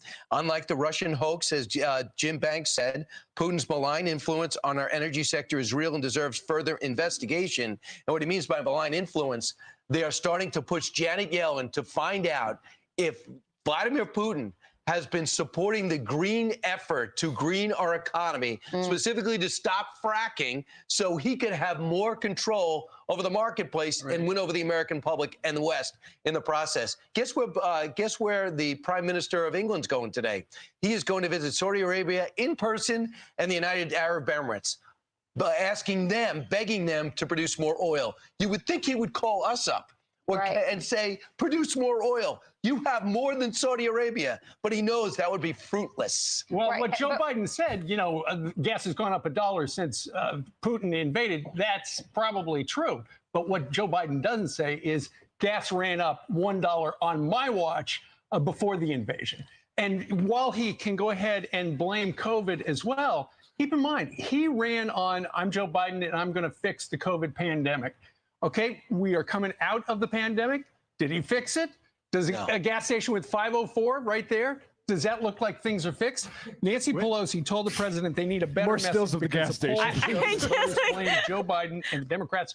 Can you pause it for a sec? I just love how, what do they say to their paid photographers? Just go to LA. We need you in LA. We need you in New York. We need you on little islands in where it's go to Martha's Vineyard and I want you to take pictures of the gas prices there. They must have endless B-roll of high gas prices. I love also how Ducey seems to have shown up late to work today and did not work out this connection between, he said he was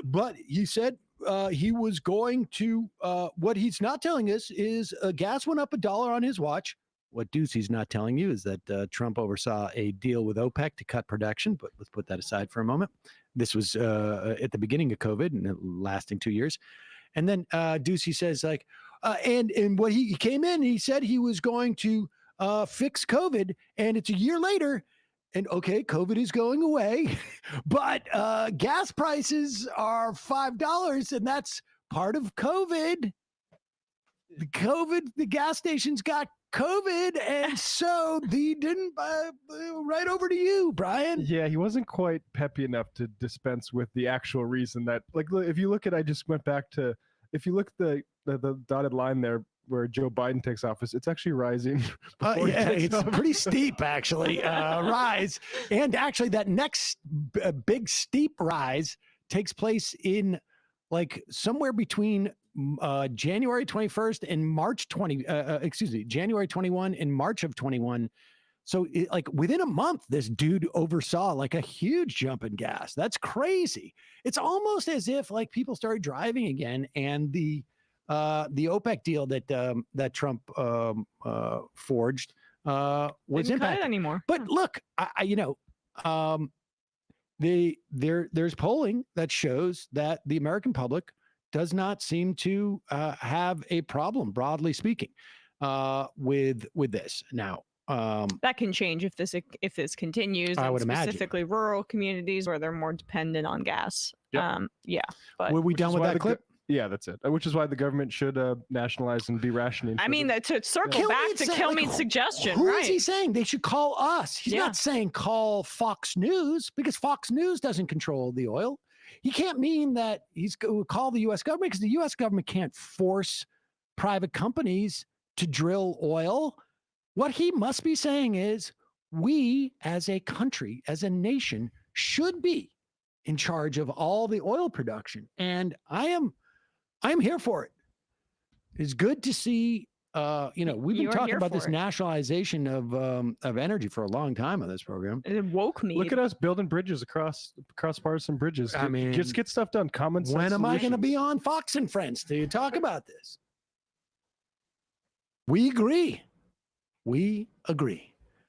Calling from a 208 area code. Who's this? Where are you calling from? It is you. Hi, it's Jay. I'm actually a Canadian fan. Canadian fan? First time caller. That's okay. Feeling a little nervous, actually. Don't be nervous. Well, you're Canadian. I'm not to invalidate your experience, but don't be nervous. It's stupid.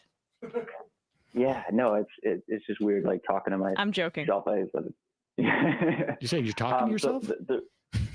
It feels like it. It feels like I don't see anything. I just have my earpods on. I'm at home with my kids. So Is this the first time you've used the phone? It's the first time I've called into somebody who I don't know personally. Okay. Okay. Well, your customer service. All right, just keep going. So I wanted to talk, if you guys have any appetite for it, about long COVID a little bit and the risk that's being presented as politicians all over the world are lifting their restrictions. And to get it out ahead of there, I wanted to say that this is not my personal area of research or expertise, but I have watched Joe Rogan. Scientific. I've taught courses in scientific literacy at a Canadian university, just to undergrads, but just to help them see how to navigate research and such. So I'm not wholly uninformed, and I don't base my information off of individual studies that I'm not trained to read, but rather read like lit reviews and narrative reviews by the experts, the relevant experts. Nature actually has great blogs if you guys want to follow that personally. Okay. But basically, long COVID is kind of often dismissed. It's not really talked too much about, and even when it is referred to, it's like, oh, we don't really know too much, and that kind of comes down to it's more like it's an umbrella term for a lot of different things. Right. Like some people who end up having a severe case and they're in the hospital, they're on a ventilator. Those types of experiences, regardless of whether it's from COVID or anything else, can lead to long-term effects, and that's kind of kept under the umbrella, as are things like infections that don't clear all the way. So some people who have been found to have prolonged symptoms, they still actually have COVID circulating in their body. So they're not actually clearing it and are still just experiencing ongoing symptoms. Others are from, they found that during a COVID infection, because of the interruptions that it does to your immune system, latent viruses and bacteria and parasites that are usually asymptomatic in large majorities of the population end up kind of rearing their heads because your body is busy fighting the COVID infection, and the COVID actually interrupts the chemical signals of your immune system, so it's less fit at fighting these things. And so people who have latent Epstein-Barr virus or toxoplasmosis, those can end up rearing their heads, and they have their own sets of effects. And if they're not treated and only the COVID goes away, then you can end up with ongoing symptoms from those two, which actually might explain, ironically, the whole ivermectin thing, where there's like some doctors that are very convinced that it has helped their patients, because toxoplasmosis is actually extremely common. And if people's toxoplasmosis is being reactivated during their COVID infection, ivermectin treats toxoplasmosis. So they could actually see an improvement as far as not having to fight the parasite at the same time as they're fighting the COVID infection. But it also makes sense why it doesn't actually treat COVID, you know. And then the last way is that it does seem to be that that COVID, because it can get into all of your major systems, can cause just long-term damage. And so they've seen that in the neural system, they've seen that in the heart, they've seen that in the lungs, and they've seen that the entire cardiovascular system. And so people who have had COVID, even mild cases, are being found with brain damage within a year, increased likelihoods of cardiac events. And of course, it's on a scale. Nobody's trying to say that like if you get a mild case of COVID, that it's just as severe as if you get a severe case of COVID. But the fact that there are significant increases in both symptoms and in like physiological changes that are detectable, that show damage that can lead to things like increased likelihood of developing diabetes, increased likelihood of heart attacks, increased likelihood of strokes, etc. And these kind of long-term effects, if we use that term, of viral infections, they exist with other viruses, right? They exist with the seasonal flu and with polio and all these other things. And often when we've had pandemics, politicians have focused solely on the acute infections and the acute consequences, and largely ignored the long-term consequences. And this is bad specifically for COVID because the ACE2 receptor that it attacks is found throughout the entire body. And the fact that we don't develop long-term immunity, like even people who had immunity from a combination of full vaccine schedule and prior infection, are still capable of getting an infection. And we know that symptoms of long COVID and damage caused by a COVID infection are possible with people with, even minor infections that don't send you to the hospital. And so when politicians are talking about lifting these mitigation efforts, they're not only ignoring people. Hello? Are you there? Hey, you might have accidentally muted us, dude. I still see him on the line.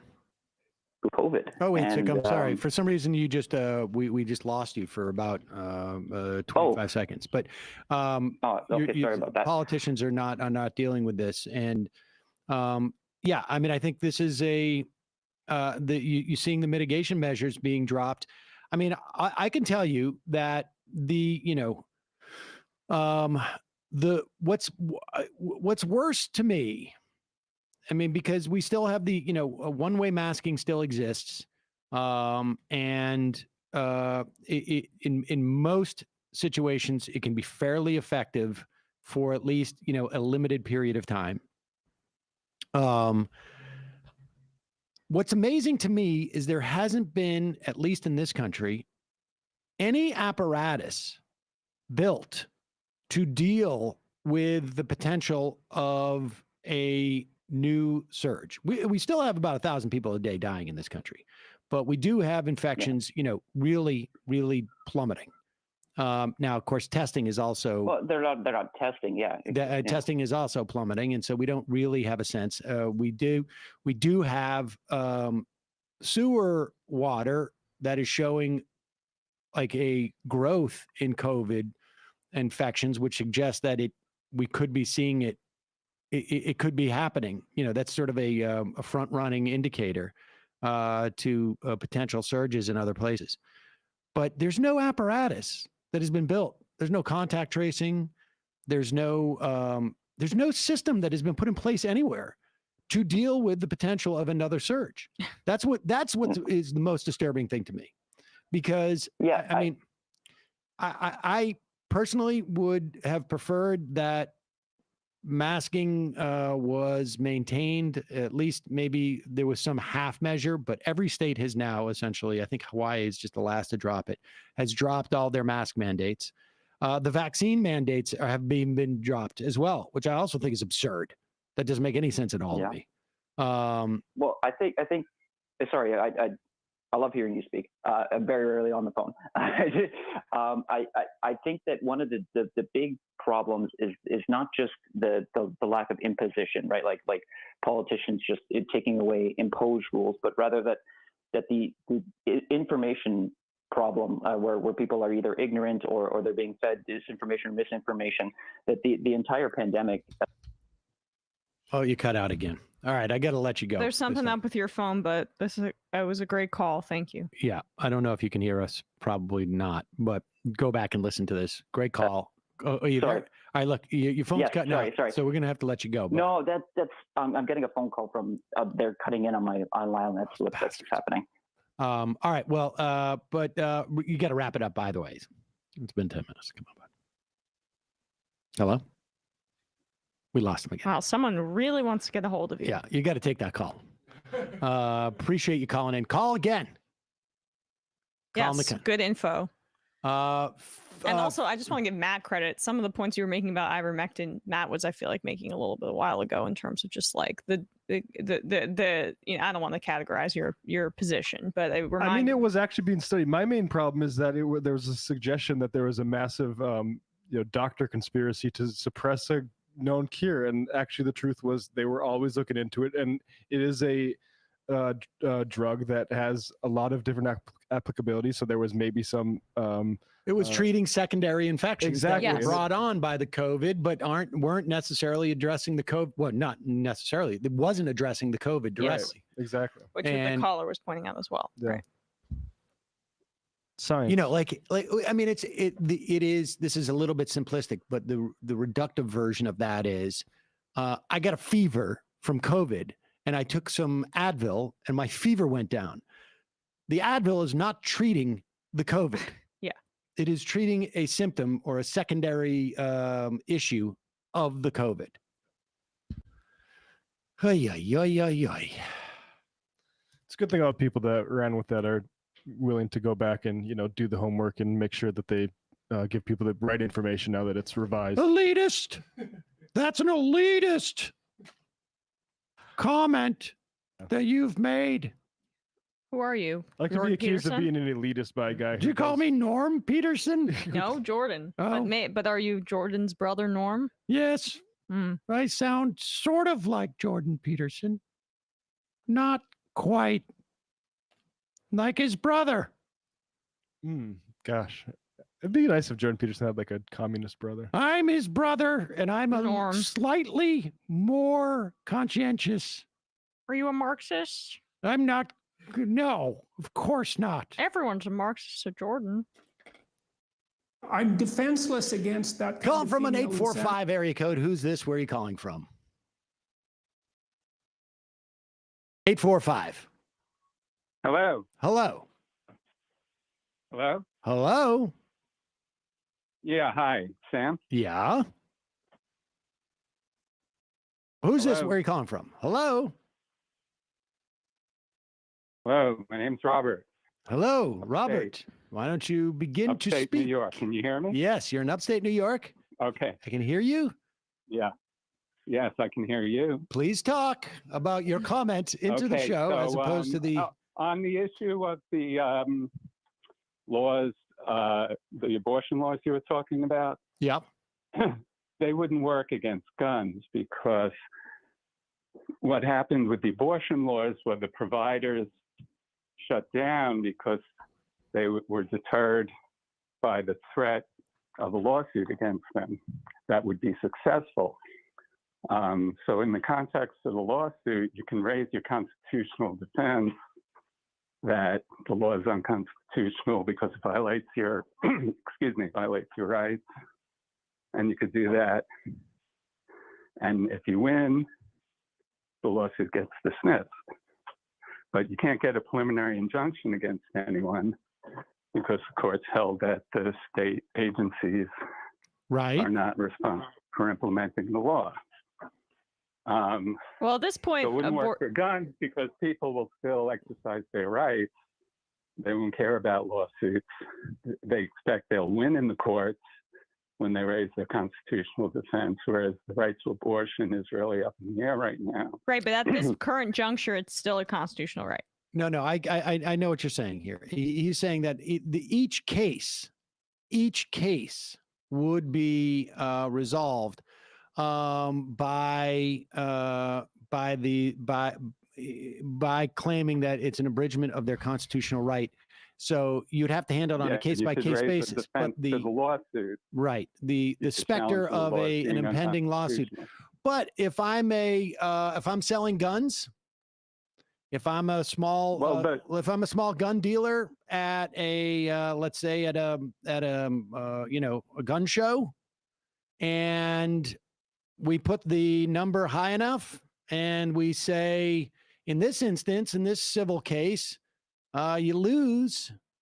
You're not necessarily eligible for lawyers. I mean, if you win, you're not necessarily eligible for lawyers' fees, or or you just make it a big amount that becomes a scary prospect, and you just levy suits.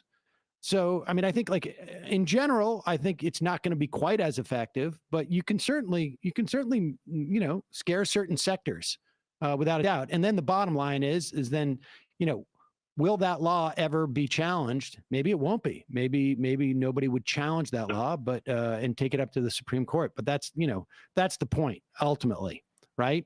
Is to force the Supreme Court to rule on the constitutionality of the law in and of itself. And show what a mockery they're making about, constitutionally protected rights. But I see what you're saying in terms of, like, as a deterrent. This law is not meant to.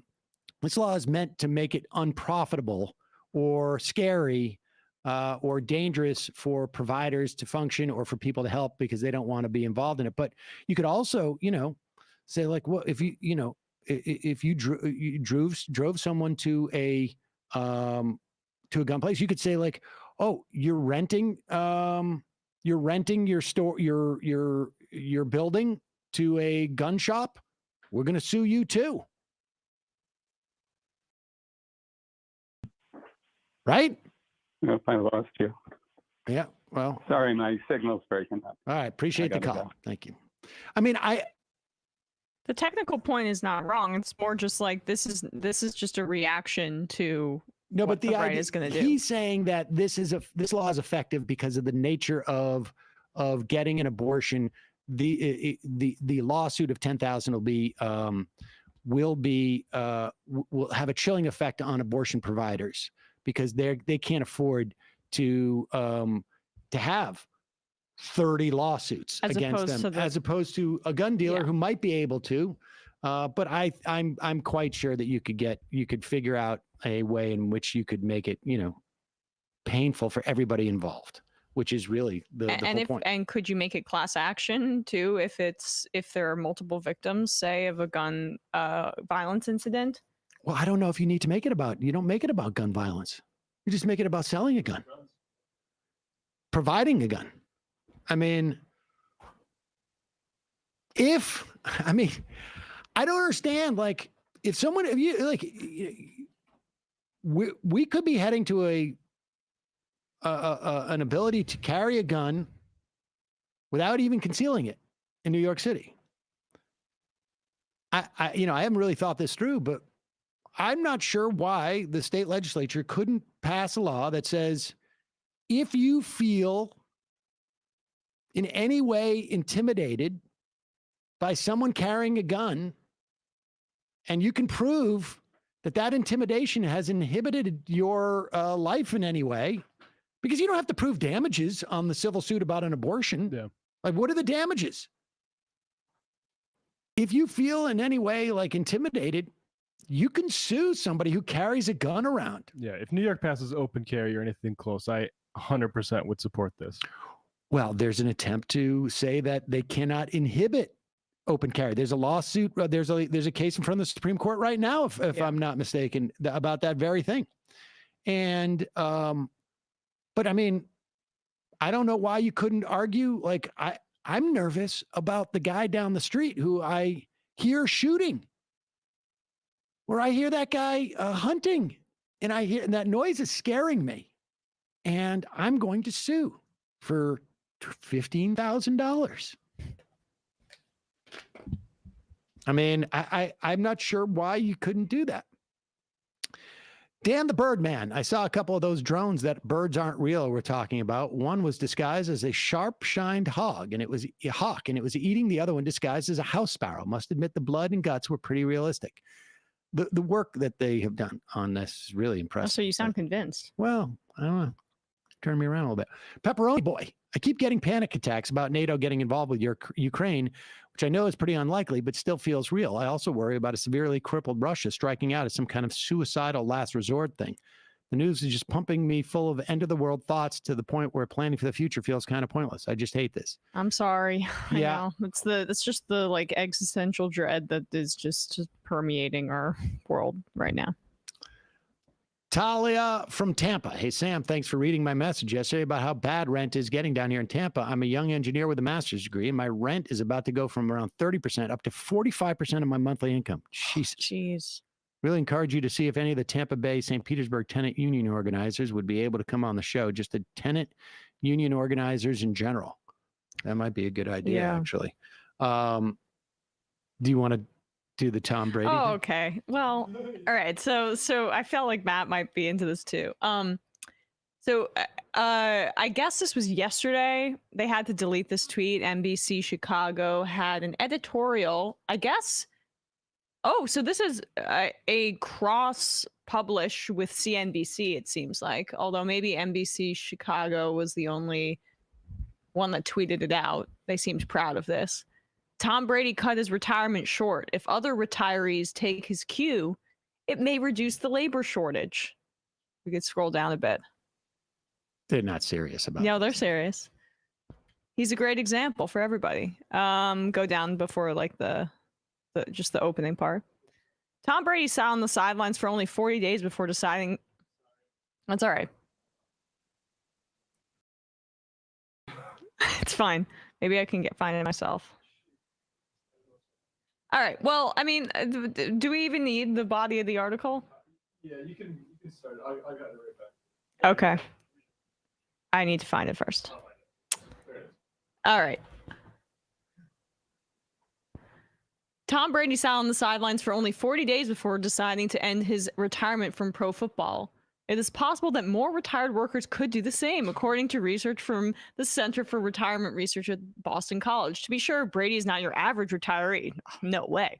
Yet at just 44 years old, the celebrity quarterback was the oldest player entering the 2021-2022 NFL season. Blah, blah, blah. Brady unretired. Today, there are more than 15 million people who fall between the traditional retirement ages of 55 to 70 who say they are retired, according to the Center for Retirement Research. Here, blah, blah, blah. Now, this is all, of course, to drive down wages. Exactly. We need these retirees to come back to drive down wages. Now, of course, that's not happening in football. No. But I mean, working at a CVS, that's probably applicable for, being Tom Brady, the most decorated quarterback of all time. Time for you guys to unretire. If you're the top of the game, if you were the best sales clerk or the best waiter at the Applebee's, get back in the game. Yeah. In recent decades, only a small number of people decide to do an about-facing return to the workforce. Now, however, it is possible recent trends could help entice more retirees to come back. That's my favorite part about this, too, is the writing in the passive voice, essentially, when, like, the entire crux of the article is, like, you could be just like that stud Tom Brady, model wife, 7 Super Bowl rings, right? Like, that could totally be you. If only you would just come back and help the capitalists and unretire so that we don't have to raise wages in general and get people back to work. But you know what's so bizarre, too? It's like, I'm sorry, like, maybe retirees are reading CNBC. Maybe, like, they're looking at that. Maybe they're looking at their retirement accounts. I don't know. It just seems... Yeah, is this like just grist for anxious bosses that want to I sort of like feel like it is also a way of demonizing like the people who have retired. Like I think this is more about not having people return, but like, keeping the workforce Come on, there. old people. Well, there's a pandemic going on. Get Hey, out there everybody, listen. Don't be like, be like Tom Brady. Why don't you stick around? Yeah. You don't want to head home and find out that you want to keep slinging those French fries. Yeah, but come on, you guys. don't have a union organizing on your behalf like Tom Brady does. So that's just a small difference. Come on. Yeah, this is You're the GOAT, my man. So make sure you stick around here and sweep the floors. So get it done. This is like a good lesson of, when like the U.S. foreign policy establishment says democracy, for instance, they kind of mean neoliberal capitalism. Yeah. And the same way when like CNBC types talk about inflation, you have to make sure they're not talking about wage inflation primarily. Of course they are. Exactly. Of course they are. If Tom Brady, what do you think about him coming back? You know that I'm convinced he waited for that football to be auctioned. Oh, it's hilarious. I love that story. I don't think that's a coincidence. What do I think about him coming back? I mean, all right. Well, I'm annoyed, but at the same time, why did you give him up on your rotisserie team or something like that? What's a rotisserie team? Oh, that's I thought that was just a chicken. 1990s fantasy football. Yeah, that's what we used to call fantasy baseball. Yeah. Yeah. No. He. So I think his whole initial first of all, I love seeing Adam Schefter take an L, right? So yeah, this is what we're referring to. Tom Brady's last touchdown pass was auctioned to some guy at Sotheby's for over $500K, and then he unretired. Like within 24 hours. Yeah, I mean, so sucks to suck, but this was not a real retirement. This was a power play for Brady to play elsewhere. I think he wanted to go to San Francisco. That's my opinion. And then he realized that that's not going to happen. They want to, I think, commit to Trey Lance. I don't understand what San Francisco's doing. They want to stick with Jimmy Garoppolo, even though he wanted to go there originally too. They missed out. Then he wins the Super Bowl with the Bucs. Now they're doing it again.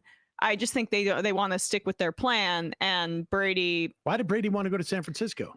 Because that's his childhood team. If he could win it, and they're Super Bowl ready now. They just have terrible quarterback play. They are arguably roster wise from top to bottom best team in football, one of them. And so it's his childhood team. That's the only team on the West Coast he said he'd play for.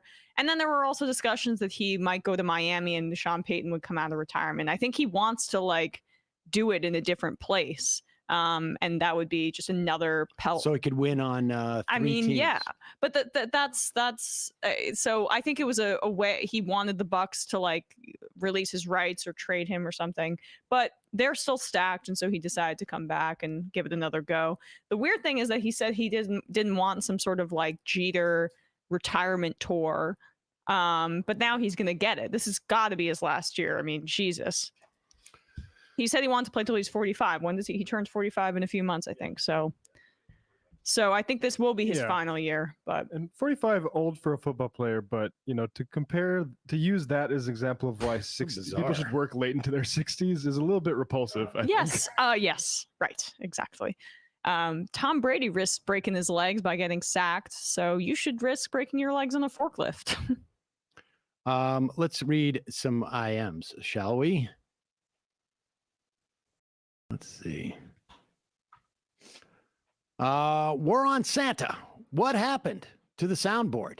Seems the show is missing the old drops and some opportunities for Michael to be further immortalized. We understood the pandemic effed everything up, but now we're vaxxed and boosted. Fix the goddamn board. What happened to the soundboard? It produced an overwhelming sense of impending doom. It's funny. I was actually thinking about that. We got to start. We can get you back into it. And I got. That's why I'm back in this. I'm back in the. I am. We are in the process. We have done phase 1. Yesterday we did phase 2. We've gotten the audio set. I think we may play around a little bit with the cameras. You're going to start to see Matt Leck on camera. Are you excited maybe you'll see about that, Bradley in the background too of that even. And maybe we need a solution to it that risks the imagination of a new kind of possibility. Exactly. And I think I have located, it's taken me a while, I've located the desks that I'm going to bring in. Got to be the proper size, got to be the proper angle, proper finish on top. We're going to auction off these horseshoe desks? I don't know. Well, we got to do something with those. We maybe bring them to the live show and give them away. We're going to need a truck. But that's a good one. Seems the show is missing old drops, right? We understood the pandemic. Okay. Okay. Got it. You see people's feedback loops interrupted.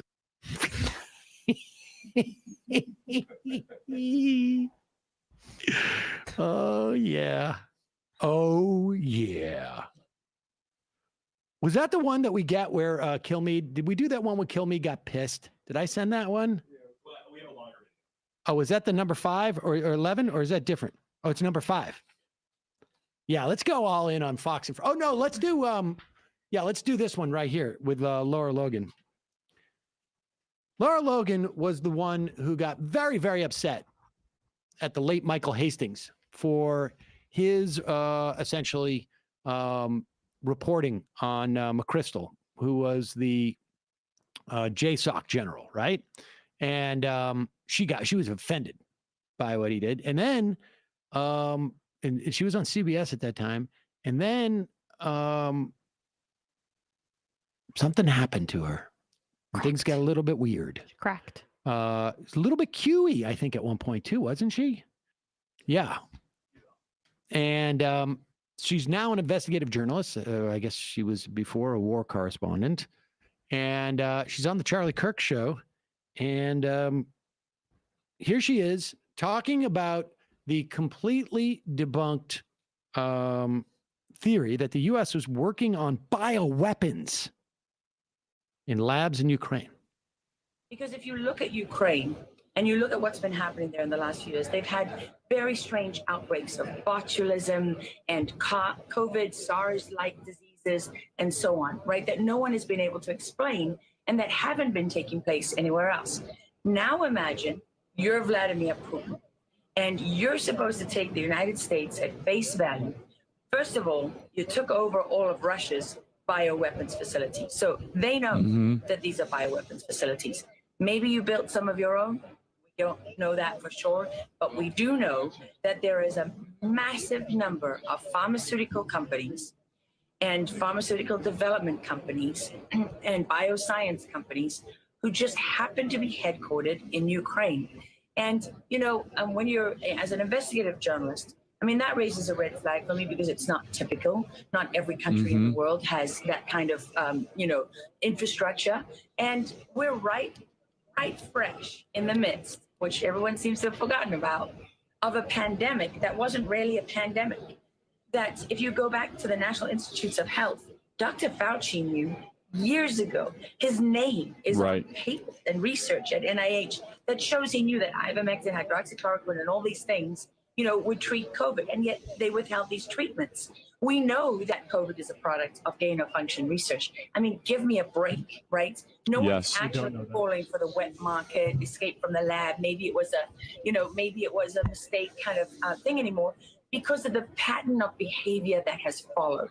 And we now have even one of the big investors at BlackRock, one of the portfolio managers there, who has broken away from BlackRock. He's out pointing out statistically how, look at what we have, comorbidities. The vaccines are killing people. So, you know, while some people may believe that they're we got to get to a break. Yeah, I bet. Saving some people. I bet. Does he get to the break? They're actually murdering people. This is, you know, genocide by government. Right. So we got to get to a break, Laura. Wait, where does he go after this? Is that the end of the clip? That's it, I think, right?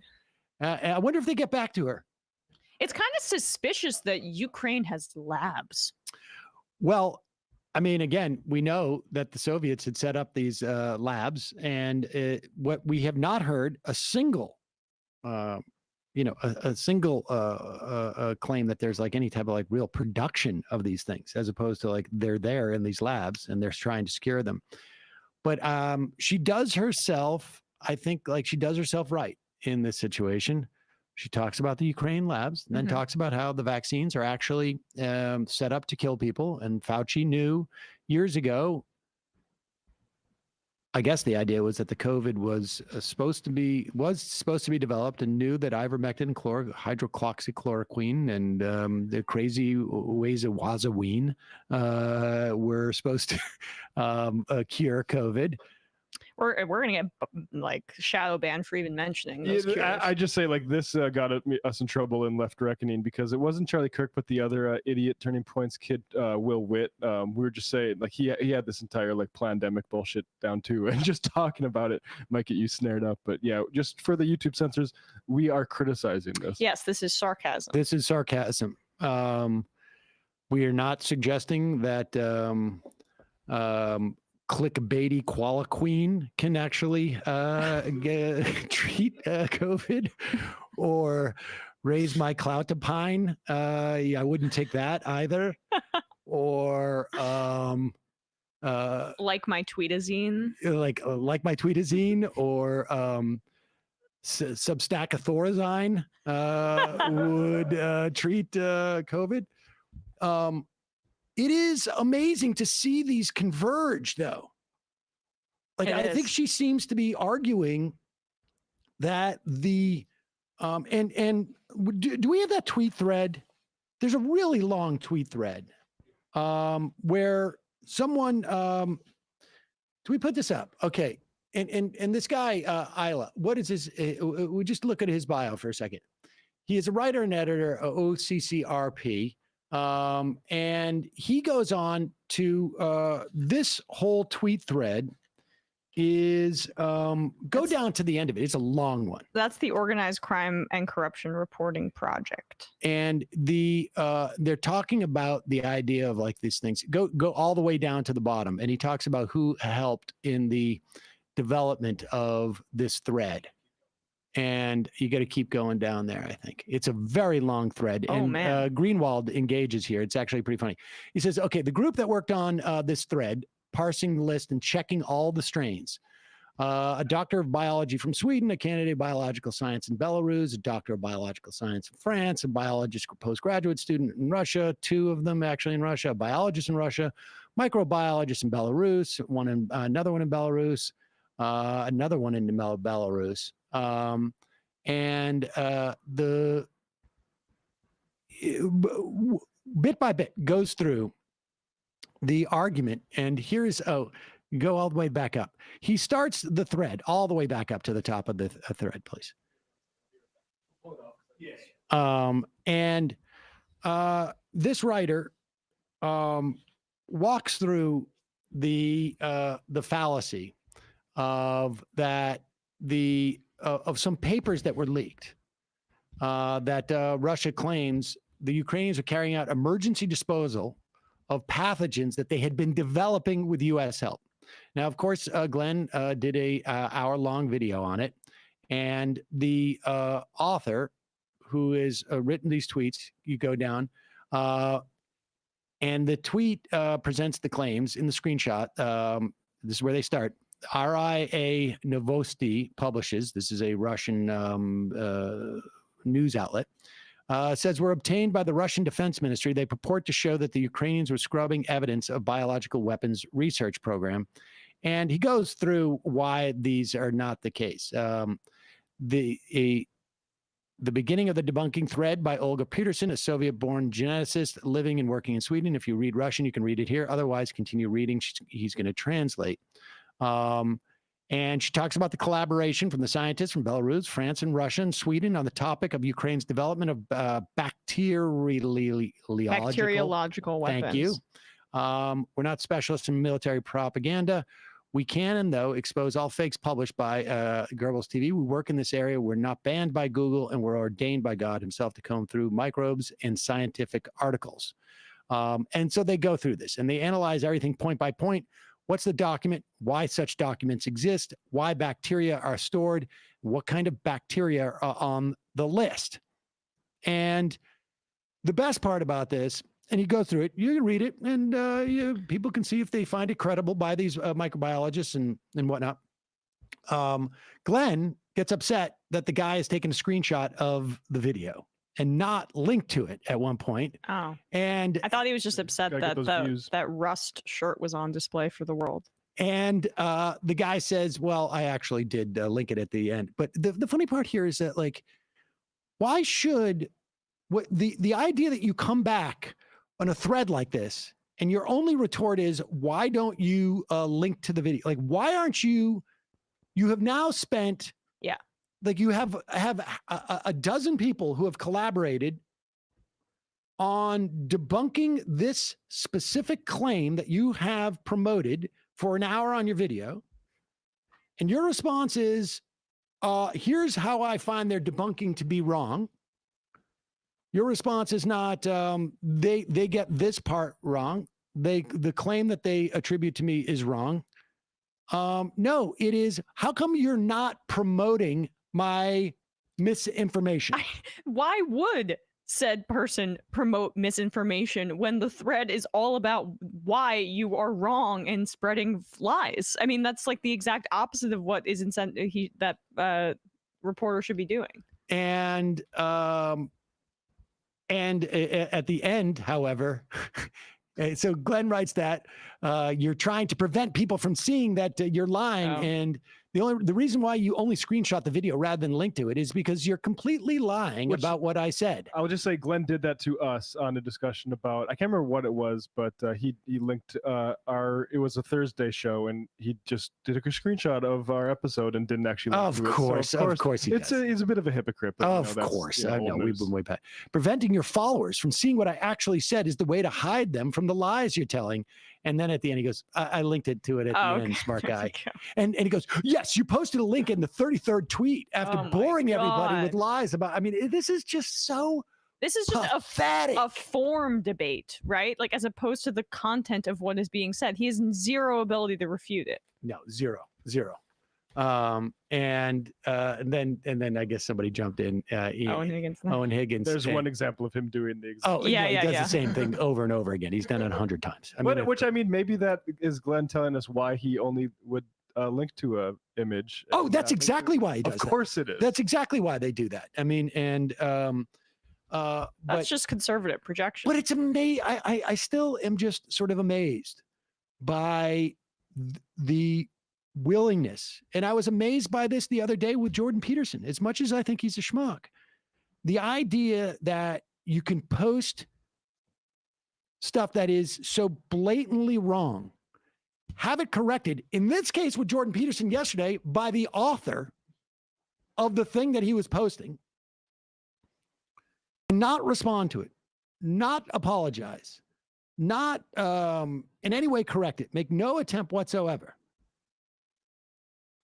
And know that it is, I mean, in the case of the ivermectin thing, could end up causing real health issues for people. Know that you're backfilling for a reason for an illegal invasion of another country. Putin himself, when he did his hour-long why we're going to invade in the next couple of days talk, never brought up these so-called biological weapons that apparently have never been deployed, except for, if you believe Lara Logan, when the vaccine for COVID is not out there trying to kill people, she says there was they had botulism at different times in Ukraine. Like, why would that be there? Why would you have botulism? How many times do we have a botulism scare on spinach in this country? I mean, give me a break. And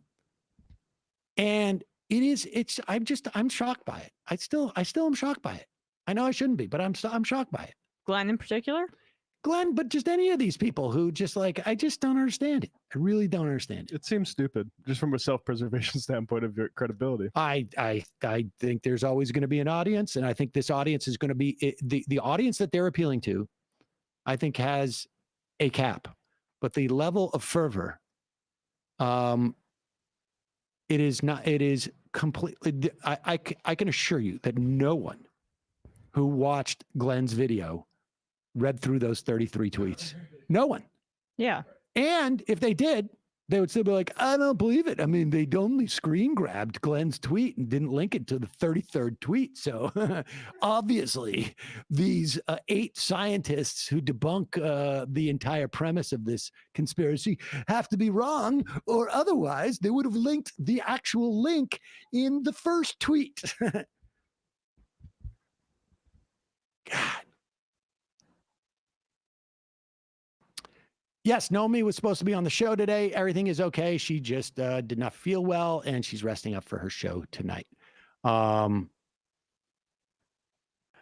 Jay Tingle, surprised you mentioned Greenwald. As long as he's on the menu, he should also be mercilessly mocked for his desperate praise of Michael Tracy for his coverage in covering the Ukraine invasion from Poland. So I was a bit disconnected for the past week, so I might have missed some of this, but has Michael Tracy taken his karaoke talents international?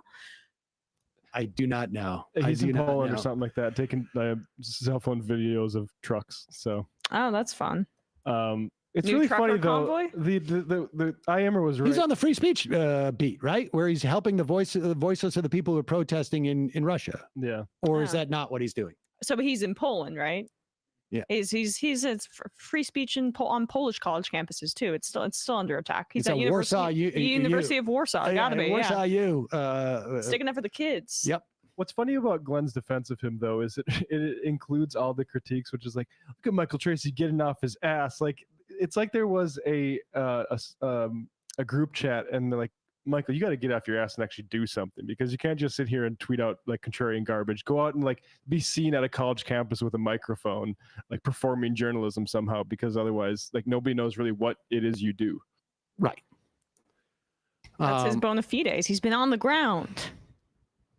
He's been on the ground. He's been on the ground in Poland. I mean, good for him. I haven't seen any of what the reporting has produced. I've seen some criticism of the reporting. I haven't seen any breakthroughs yet, but I hold out possibility that we're going to really break something wide open. Yes, I mean, I commend him for going over there to report based upon what the reporting ends up being.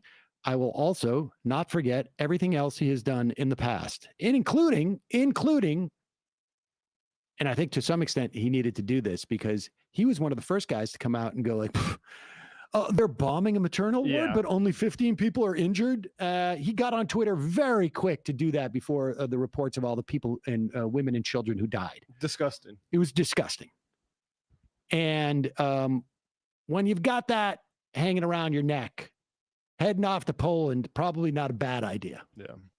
You sort of showed the cynical psychopathy behind it. So now you got to go make amends. And the amazing thing that I think people are not giving him credit for, his delightful girlfriend is having to stay back in this country or in France. Where is she, in France or Canada? I think she's modeling in like Vienna or something. Yeah, I thought she went to a different camp. She's laughing off screen. But she's got to wait for him to come back from Poland. She's quietly supporting off screen. Apparently there was a little bit of a testy situation on Fox and Friends today.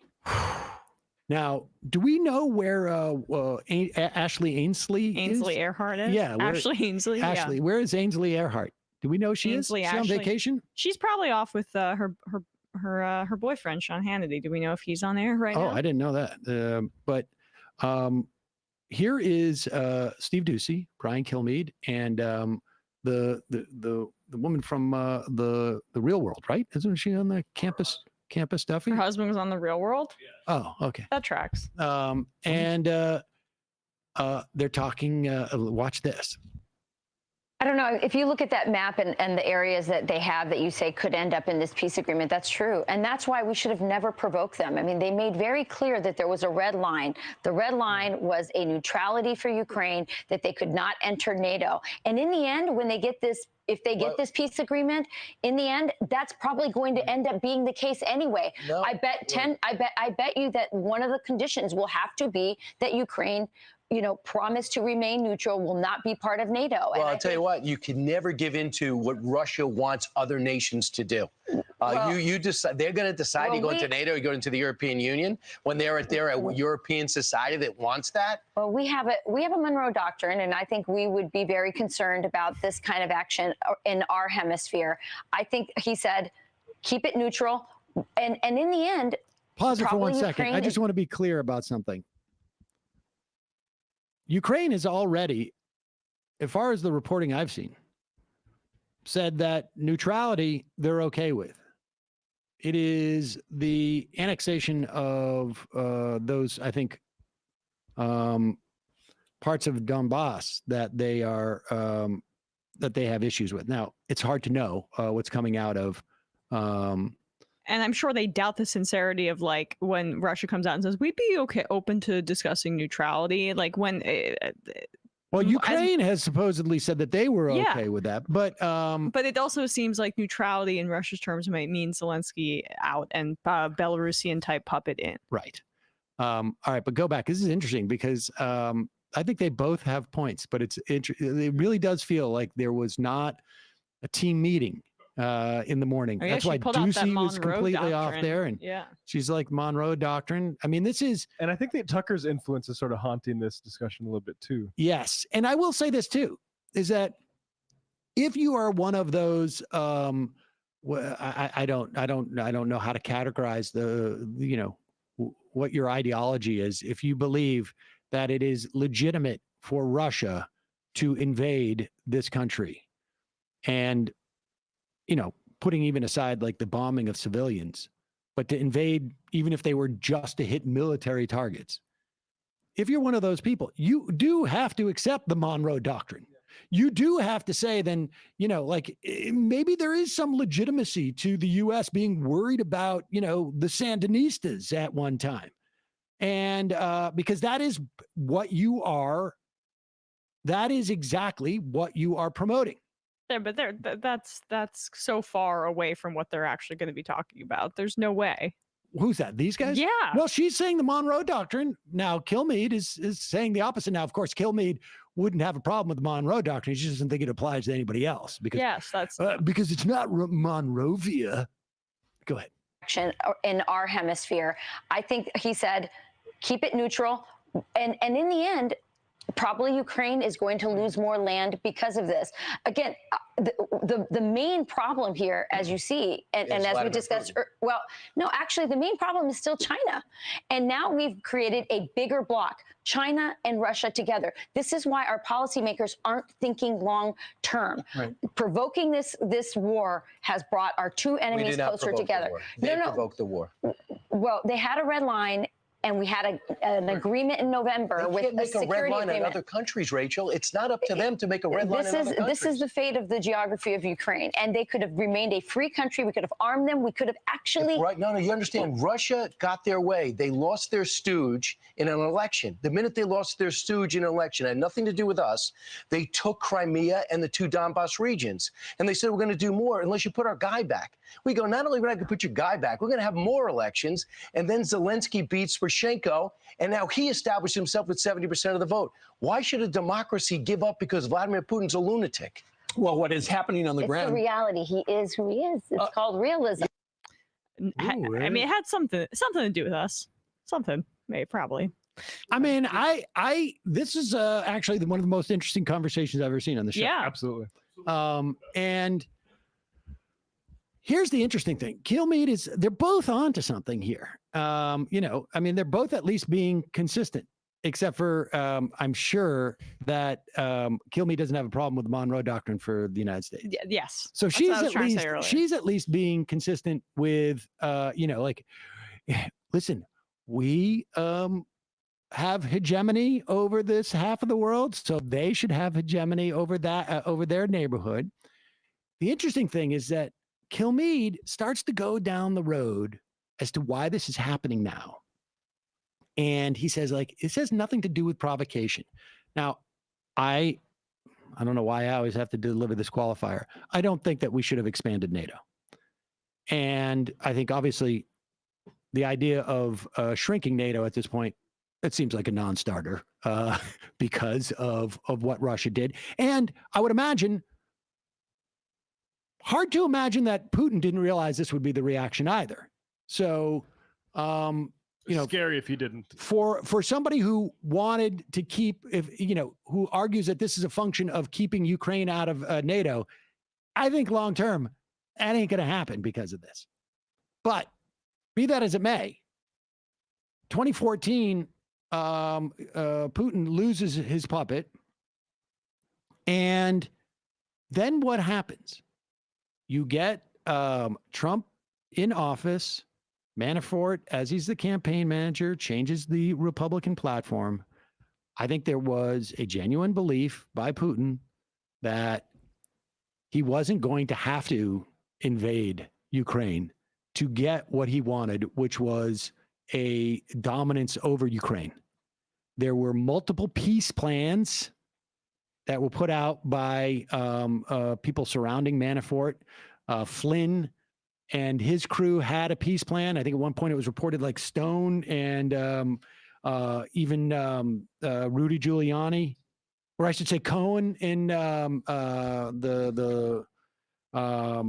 they had a peace plan. The that tentacles of Paul Manafort and Stone. Yes, right. but they all were trying to get into a situation where they were going to try and deliver essentially hegemony for Putin over Ukraine. And when it was clear that it wasn't going to happen, and that Trump wasn't going to have a second bite at the apple,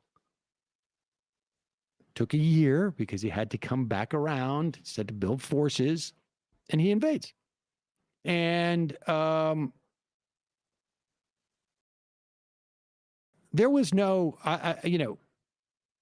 no sense that that NATO was about to give Ukraine admission. This has been a long-term agenda item for Putin, and this was what he thought was the most opportune moment to strike. Meanwhile, I like these two having these type of debates, particularly in the wake of.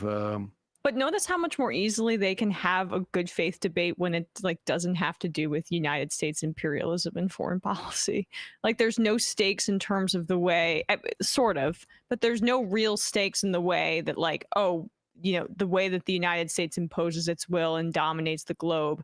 That's a real existential question that we have to reckon with. They can talk about it more loosely because it's Russia, so it's more ambiguous for their viewership, where it would never be the case, say, I don't know, if Iraq was still happening in 2022. Well, I mean, I think this also, though, is I think the reason why they don't have those debates is not just because they're sensitive to like that like the not having nuance.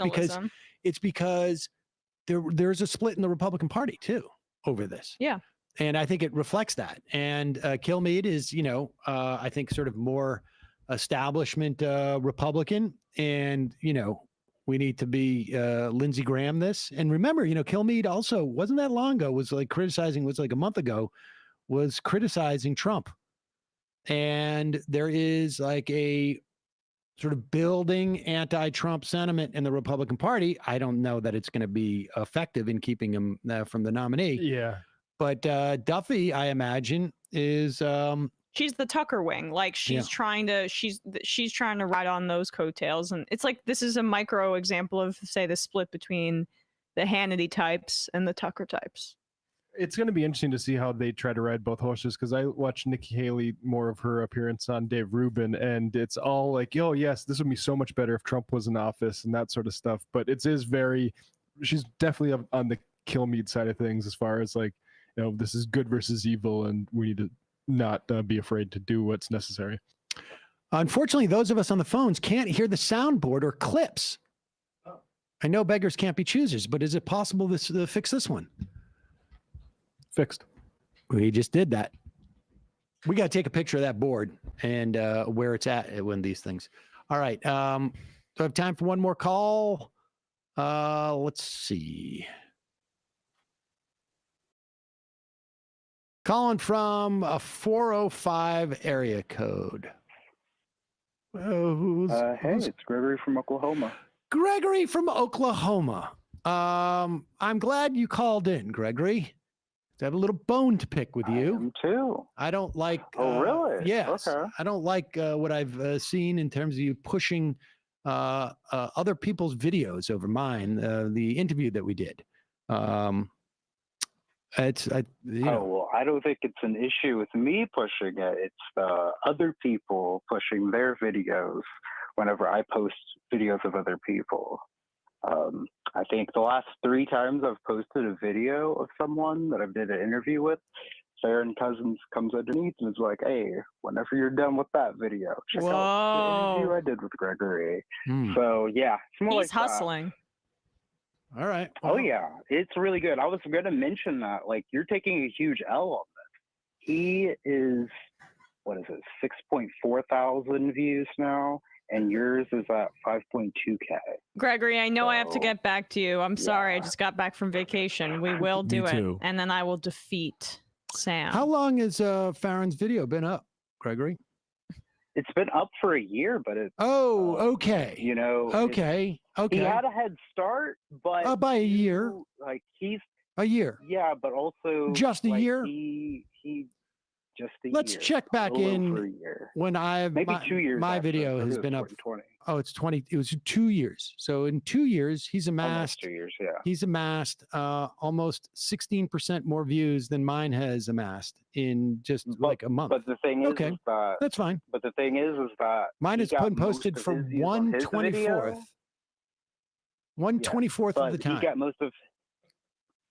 got most of his views on his video after you posted, or after I posted the interview with you. So in other words, he that's got what makes most it- of the views on his video 22 months out, or 23 months out from when he did it. Well, I anticipate that happening with me too. Gregory, can you send us a screenshot of the YouTube analytics for both videos, just so we can adequately assess the situation in terms of when viewership? Can we track it? Sure. I mean, I can't do it right now, but I'll get to it. Okay, I'll post a picture or several pictures of it. Yes. All right. So Gregory, what's on your mind? How's the race going? Yeah. I also wanted to mention something cool that I feel like I don't like the sports talk on the show, but I feel like I have something to mention. Those of you that follow football, are you guys aware of Creed Humphrey? He's the center for the Chiefs. Yes. 6th round pick? I went to high school with him. Yeah, I went to high school with him. He was a grade below me. That was a great pickup by them, because I think he had some injury issues or something like that, and he started for them all last year. Yeah, and he almost made it to the Super Bowl too. So what do you got? What do you like him? So yeah, second rounder. I do. He was a good player whenever we were in high school. I was never friends with him. I don't even think we spoke to each other at all in the 3 years we went to school together. But you know, he was a good player whenever we were in high school. Then he played for OU, and now he's on the Chiefs. All right, pretty cool. What else you got?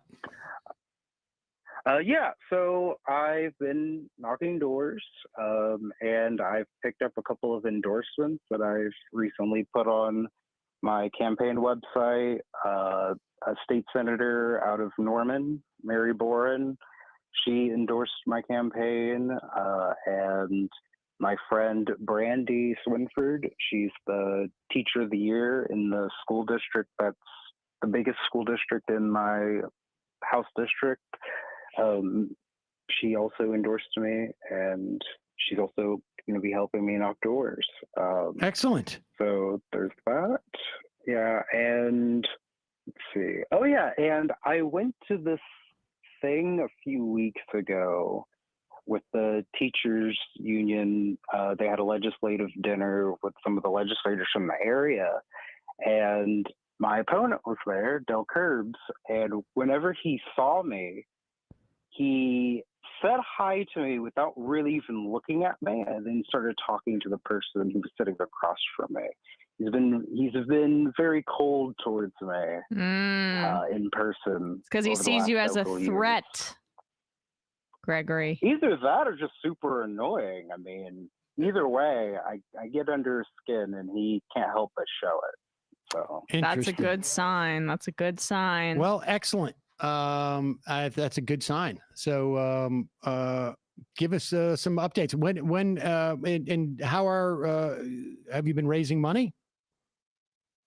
I have, not as much as I should be, but I've been raising money. If anyone wants to donate, they can go to the website, gregory4hd26.com, and they can donate. Small donations matter and are greatly appreciated.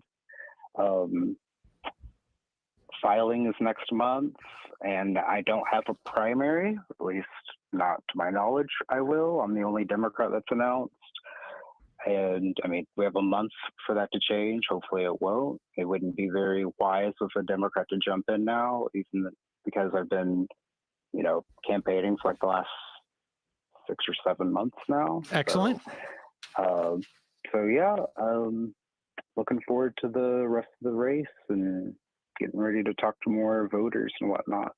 Well, Gregory, good luck. Keep us updated. Appreciate the call. I will. Thanks. Bye-bye. Get the football player to endorse you too. Oh, that's a good idea. All right, folks, that is it for our phone call portion of our program. Boom, boom. Sorry, that is the sound that means that. Boop, sorry.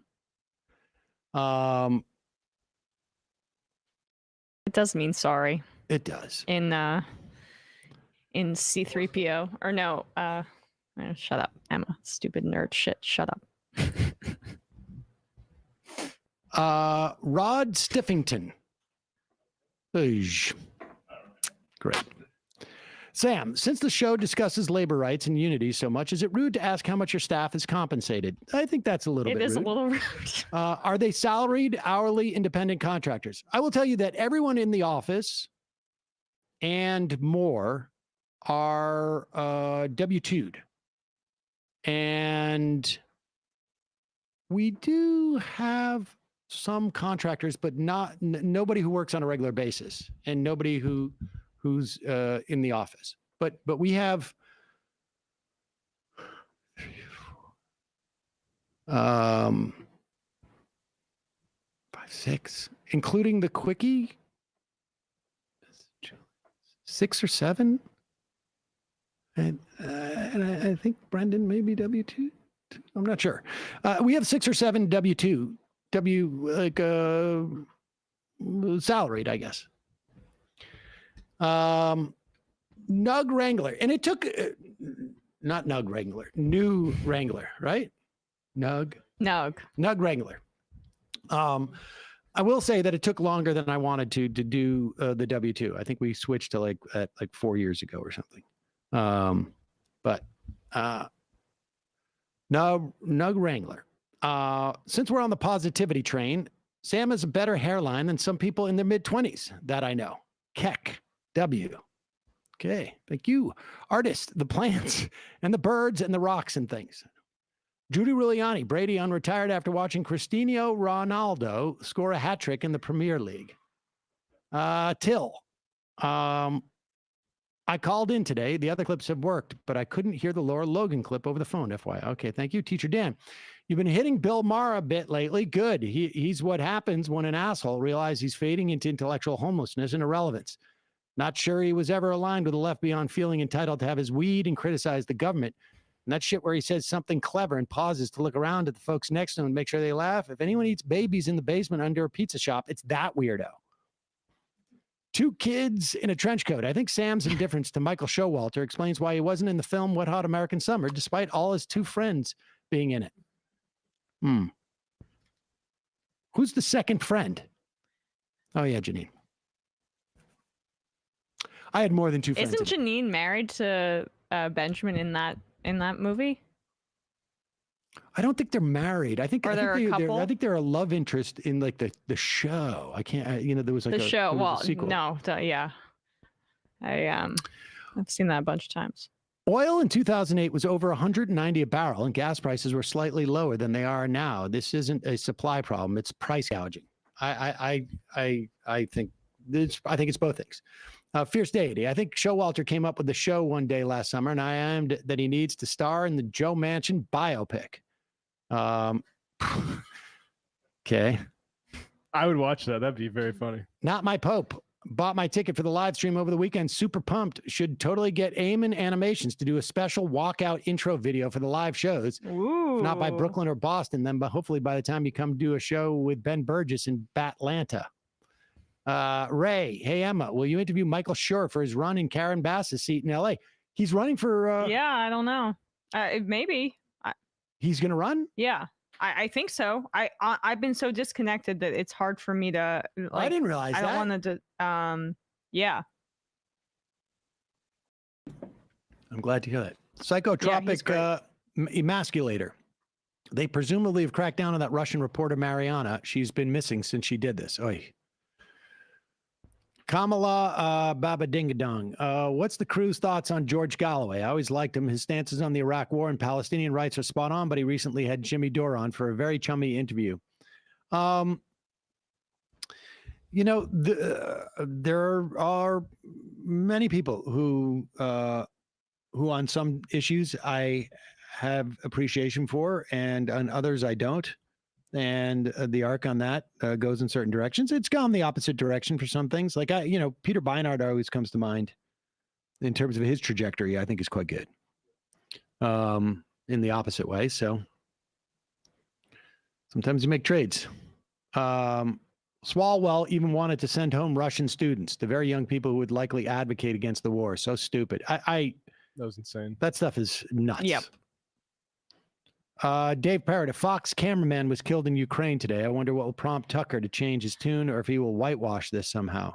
Interesting point. Yes. I think there's going to be more of this. Gen Xer from way back. Welcome back. Emma, Sam, I would be ever so grateful if you could officially issue a shofar for my husband, Freddie, on his 52nd birthday today. He would be wicked stoked. Love you all. How like thirsty was this? I am. Gen Xer from way back. Wicked stoked. You got it.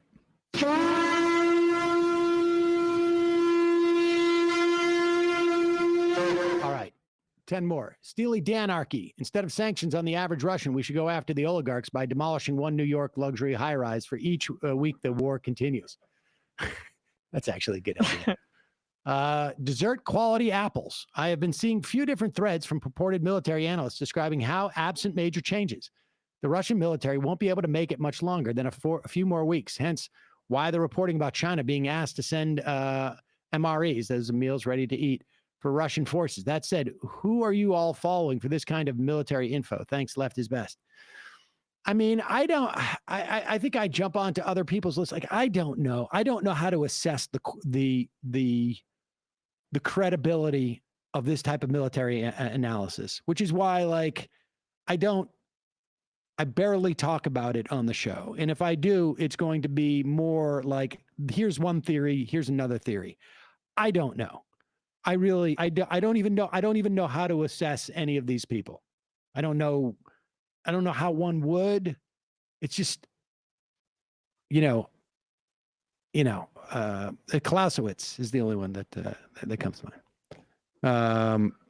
No, I'm joking. I don't know how to assess there, but I've read that too. I've read,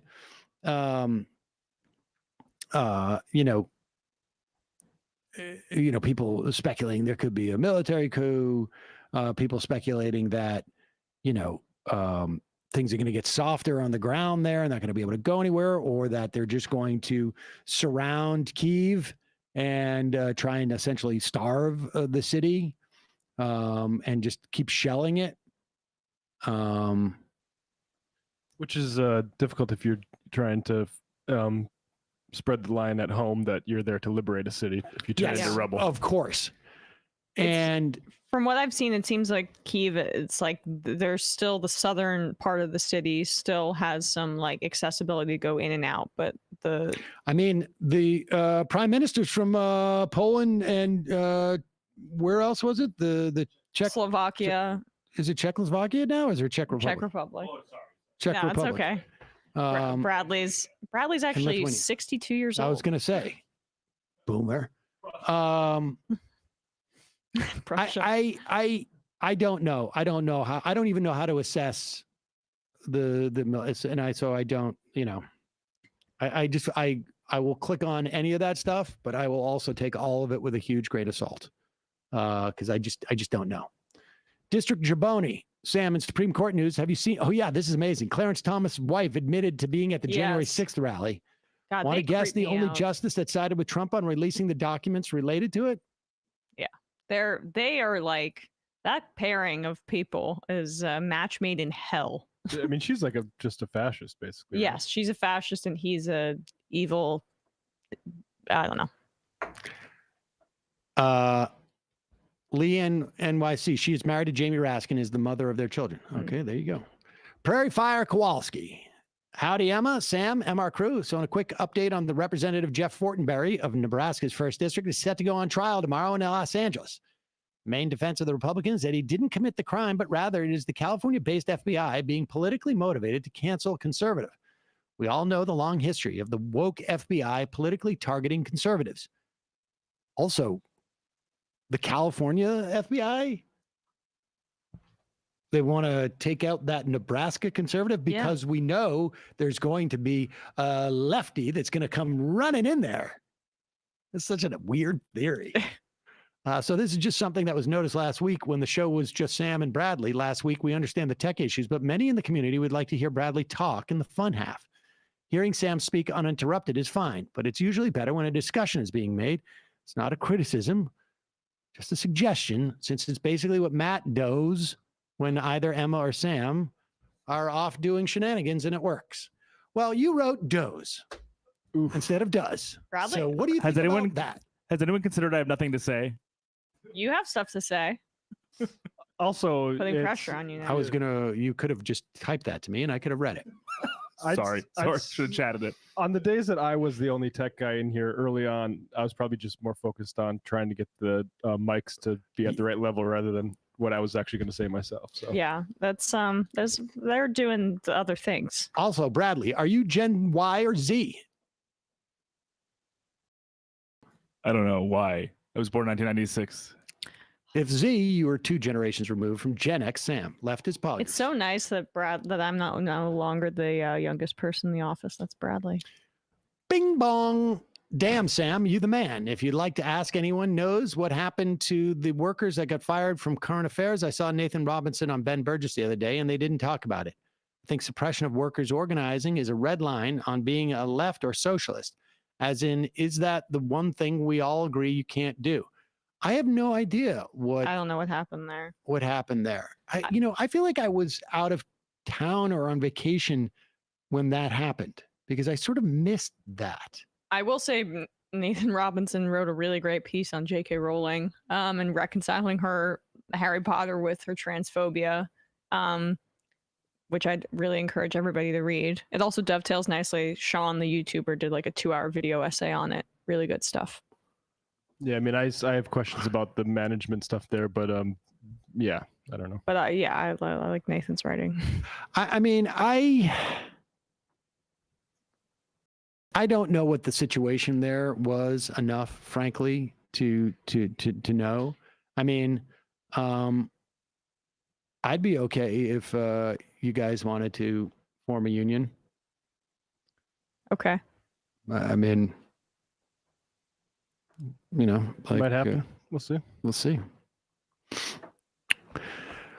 Also, incidentally, this afternoon, 3:30, there's meeting in the required meeting. There's some videos we need to watch. Yeah. Guys, let me tell you a story about what took place during the Holocaust. And then I'm going to go into my own personal Holocaust and why. It's just like, we're just like a family here. And I would hate for, I think people notice, like, if we had a union, I'm not sure that we could have so many backup water bottles. I was going to say the water bottle is going to be. I mean, I don't, I would hate to have to check with your union rep if you guys can take a package of Liquid IV. I mean, that would be really inconvenient. And of course, Bradley, want you to know, I'm working on your locker too. Glad you guys are enjoying those. And you know what? I know I said that you weren't allowed to put anything, hang anything on there or, anything that clashed with but go ahead, guys.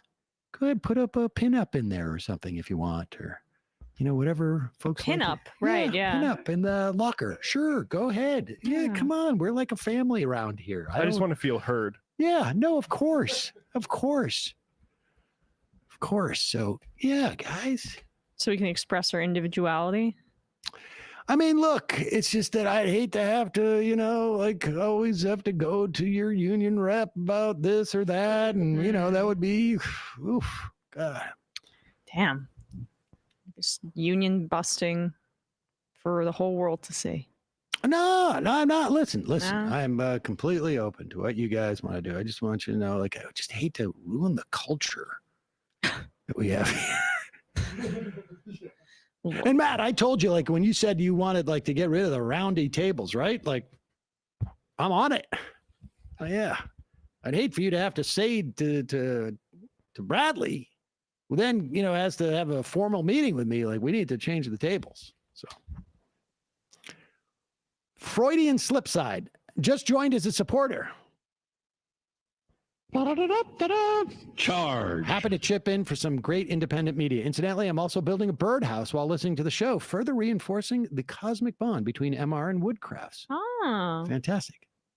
Nucci is best. So long as Big Ben is staying in retirement, I'm glad at least one QB is phasing out so fresh blood can come into the NFL. Penny from New Mexico. Also, can you provide names? Oh, we did that. Any idea how long it'll take to mail products to Poland? I have no idea. No idea. Sorry. Skippy. Norm Peterson, the commie going to the Cheers bar every day. Sam's greased up calves. Unfortunately, those on the phone. Okay, thanks for the fix, Matt. Oh, I read already from that person. Tim Poole's cosmic researcher. As a proud owner of an empty bag of MR Studio Air and also a mic that Sam signed himself, I would totally pay for you to ship the MR desk to Colorado. But you should have Matthew Film Guy listed on eBay. And by ship, I mean have an uncle with a pickup who lives upstate. All right, 3 more. MIDI Doctors. New Michael clip at Danarchy. Yes, in fact, that's oh, nice. Bradley has that, and maybe that'll get played on Thursday. Good. And the final IM of the day.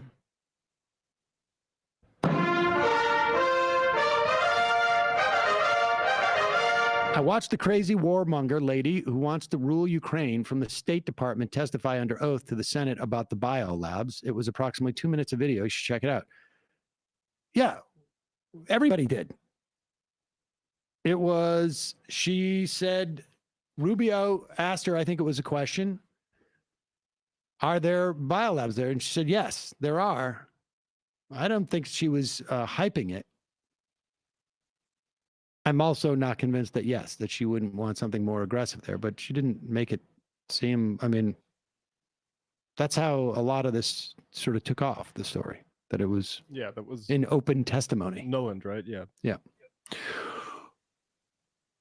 Matt, Bradley, Emma, great to have you back. Great to be back. Good job today, guys. See you tomorrow. It might take all the strength I got to get to where I want, but I know somehow I'm gonna get there. I wasn't looking when I just got caught between the truth and the light bar. But finding out won't make me feel any better. Yeah, I know the clock is ticking, but the meds are gonna kick in, and my pilot light's shining bright. I get somewhere the choice was made, for the option where you don't get paid, for the road that bends before it finally breaks you. I guess somehow I lost my drive between the 101 and the 5. Do you know how far the detour takes you? Yeah, I know the clock is ticking, but the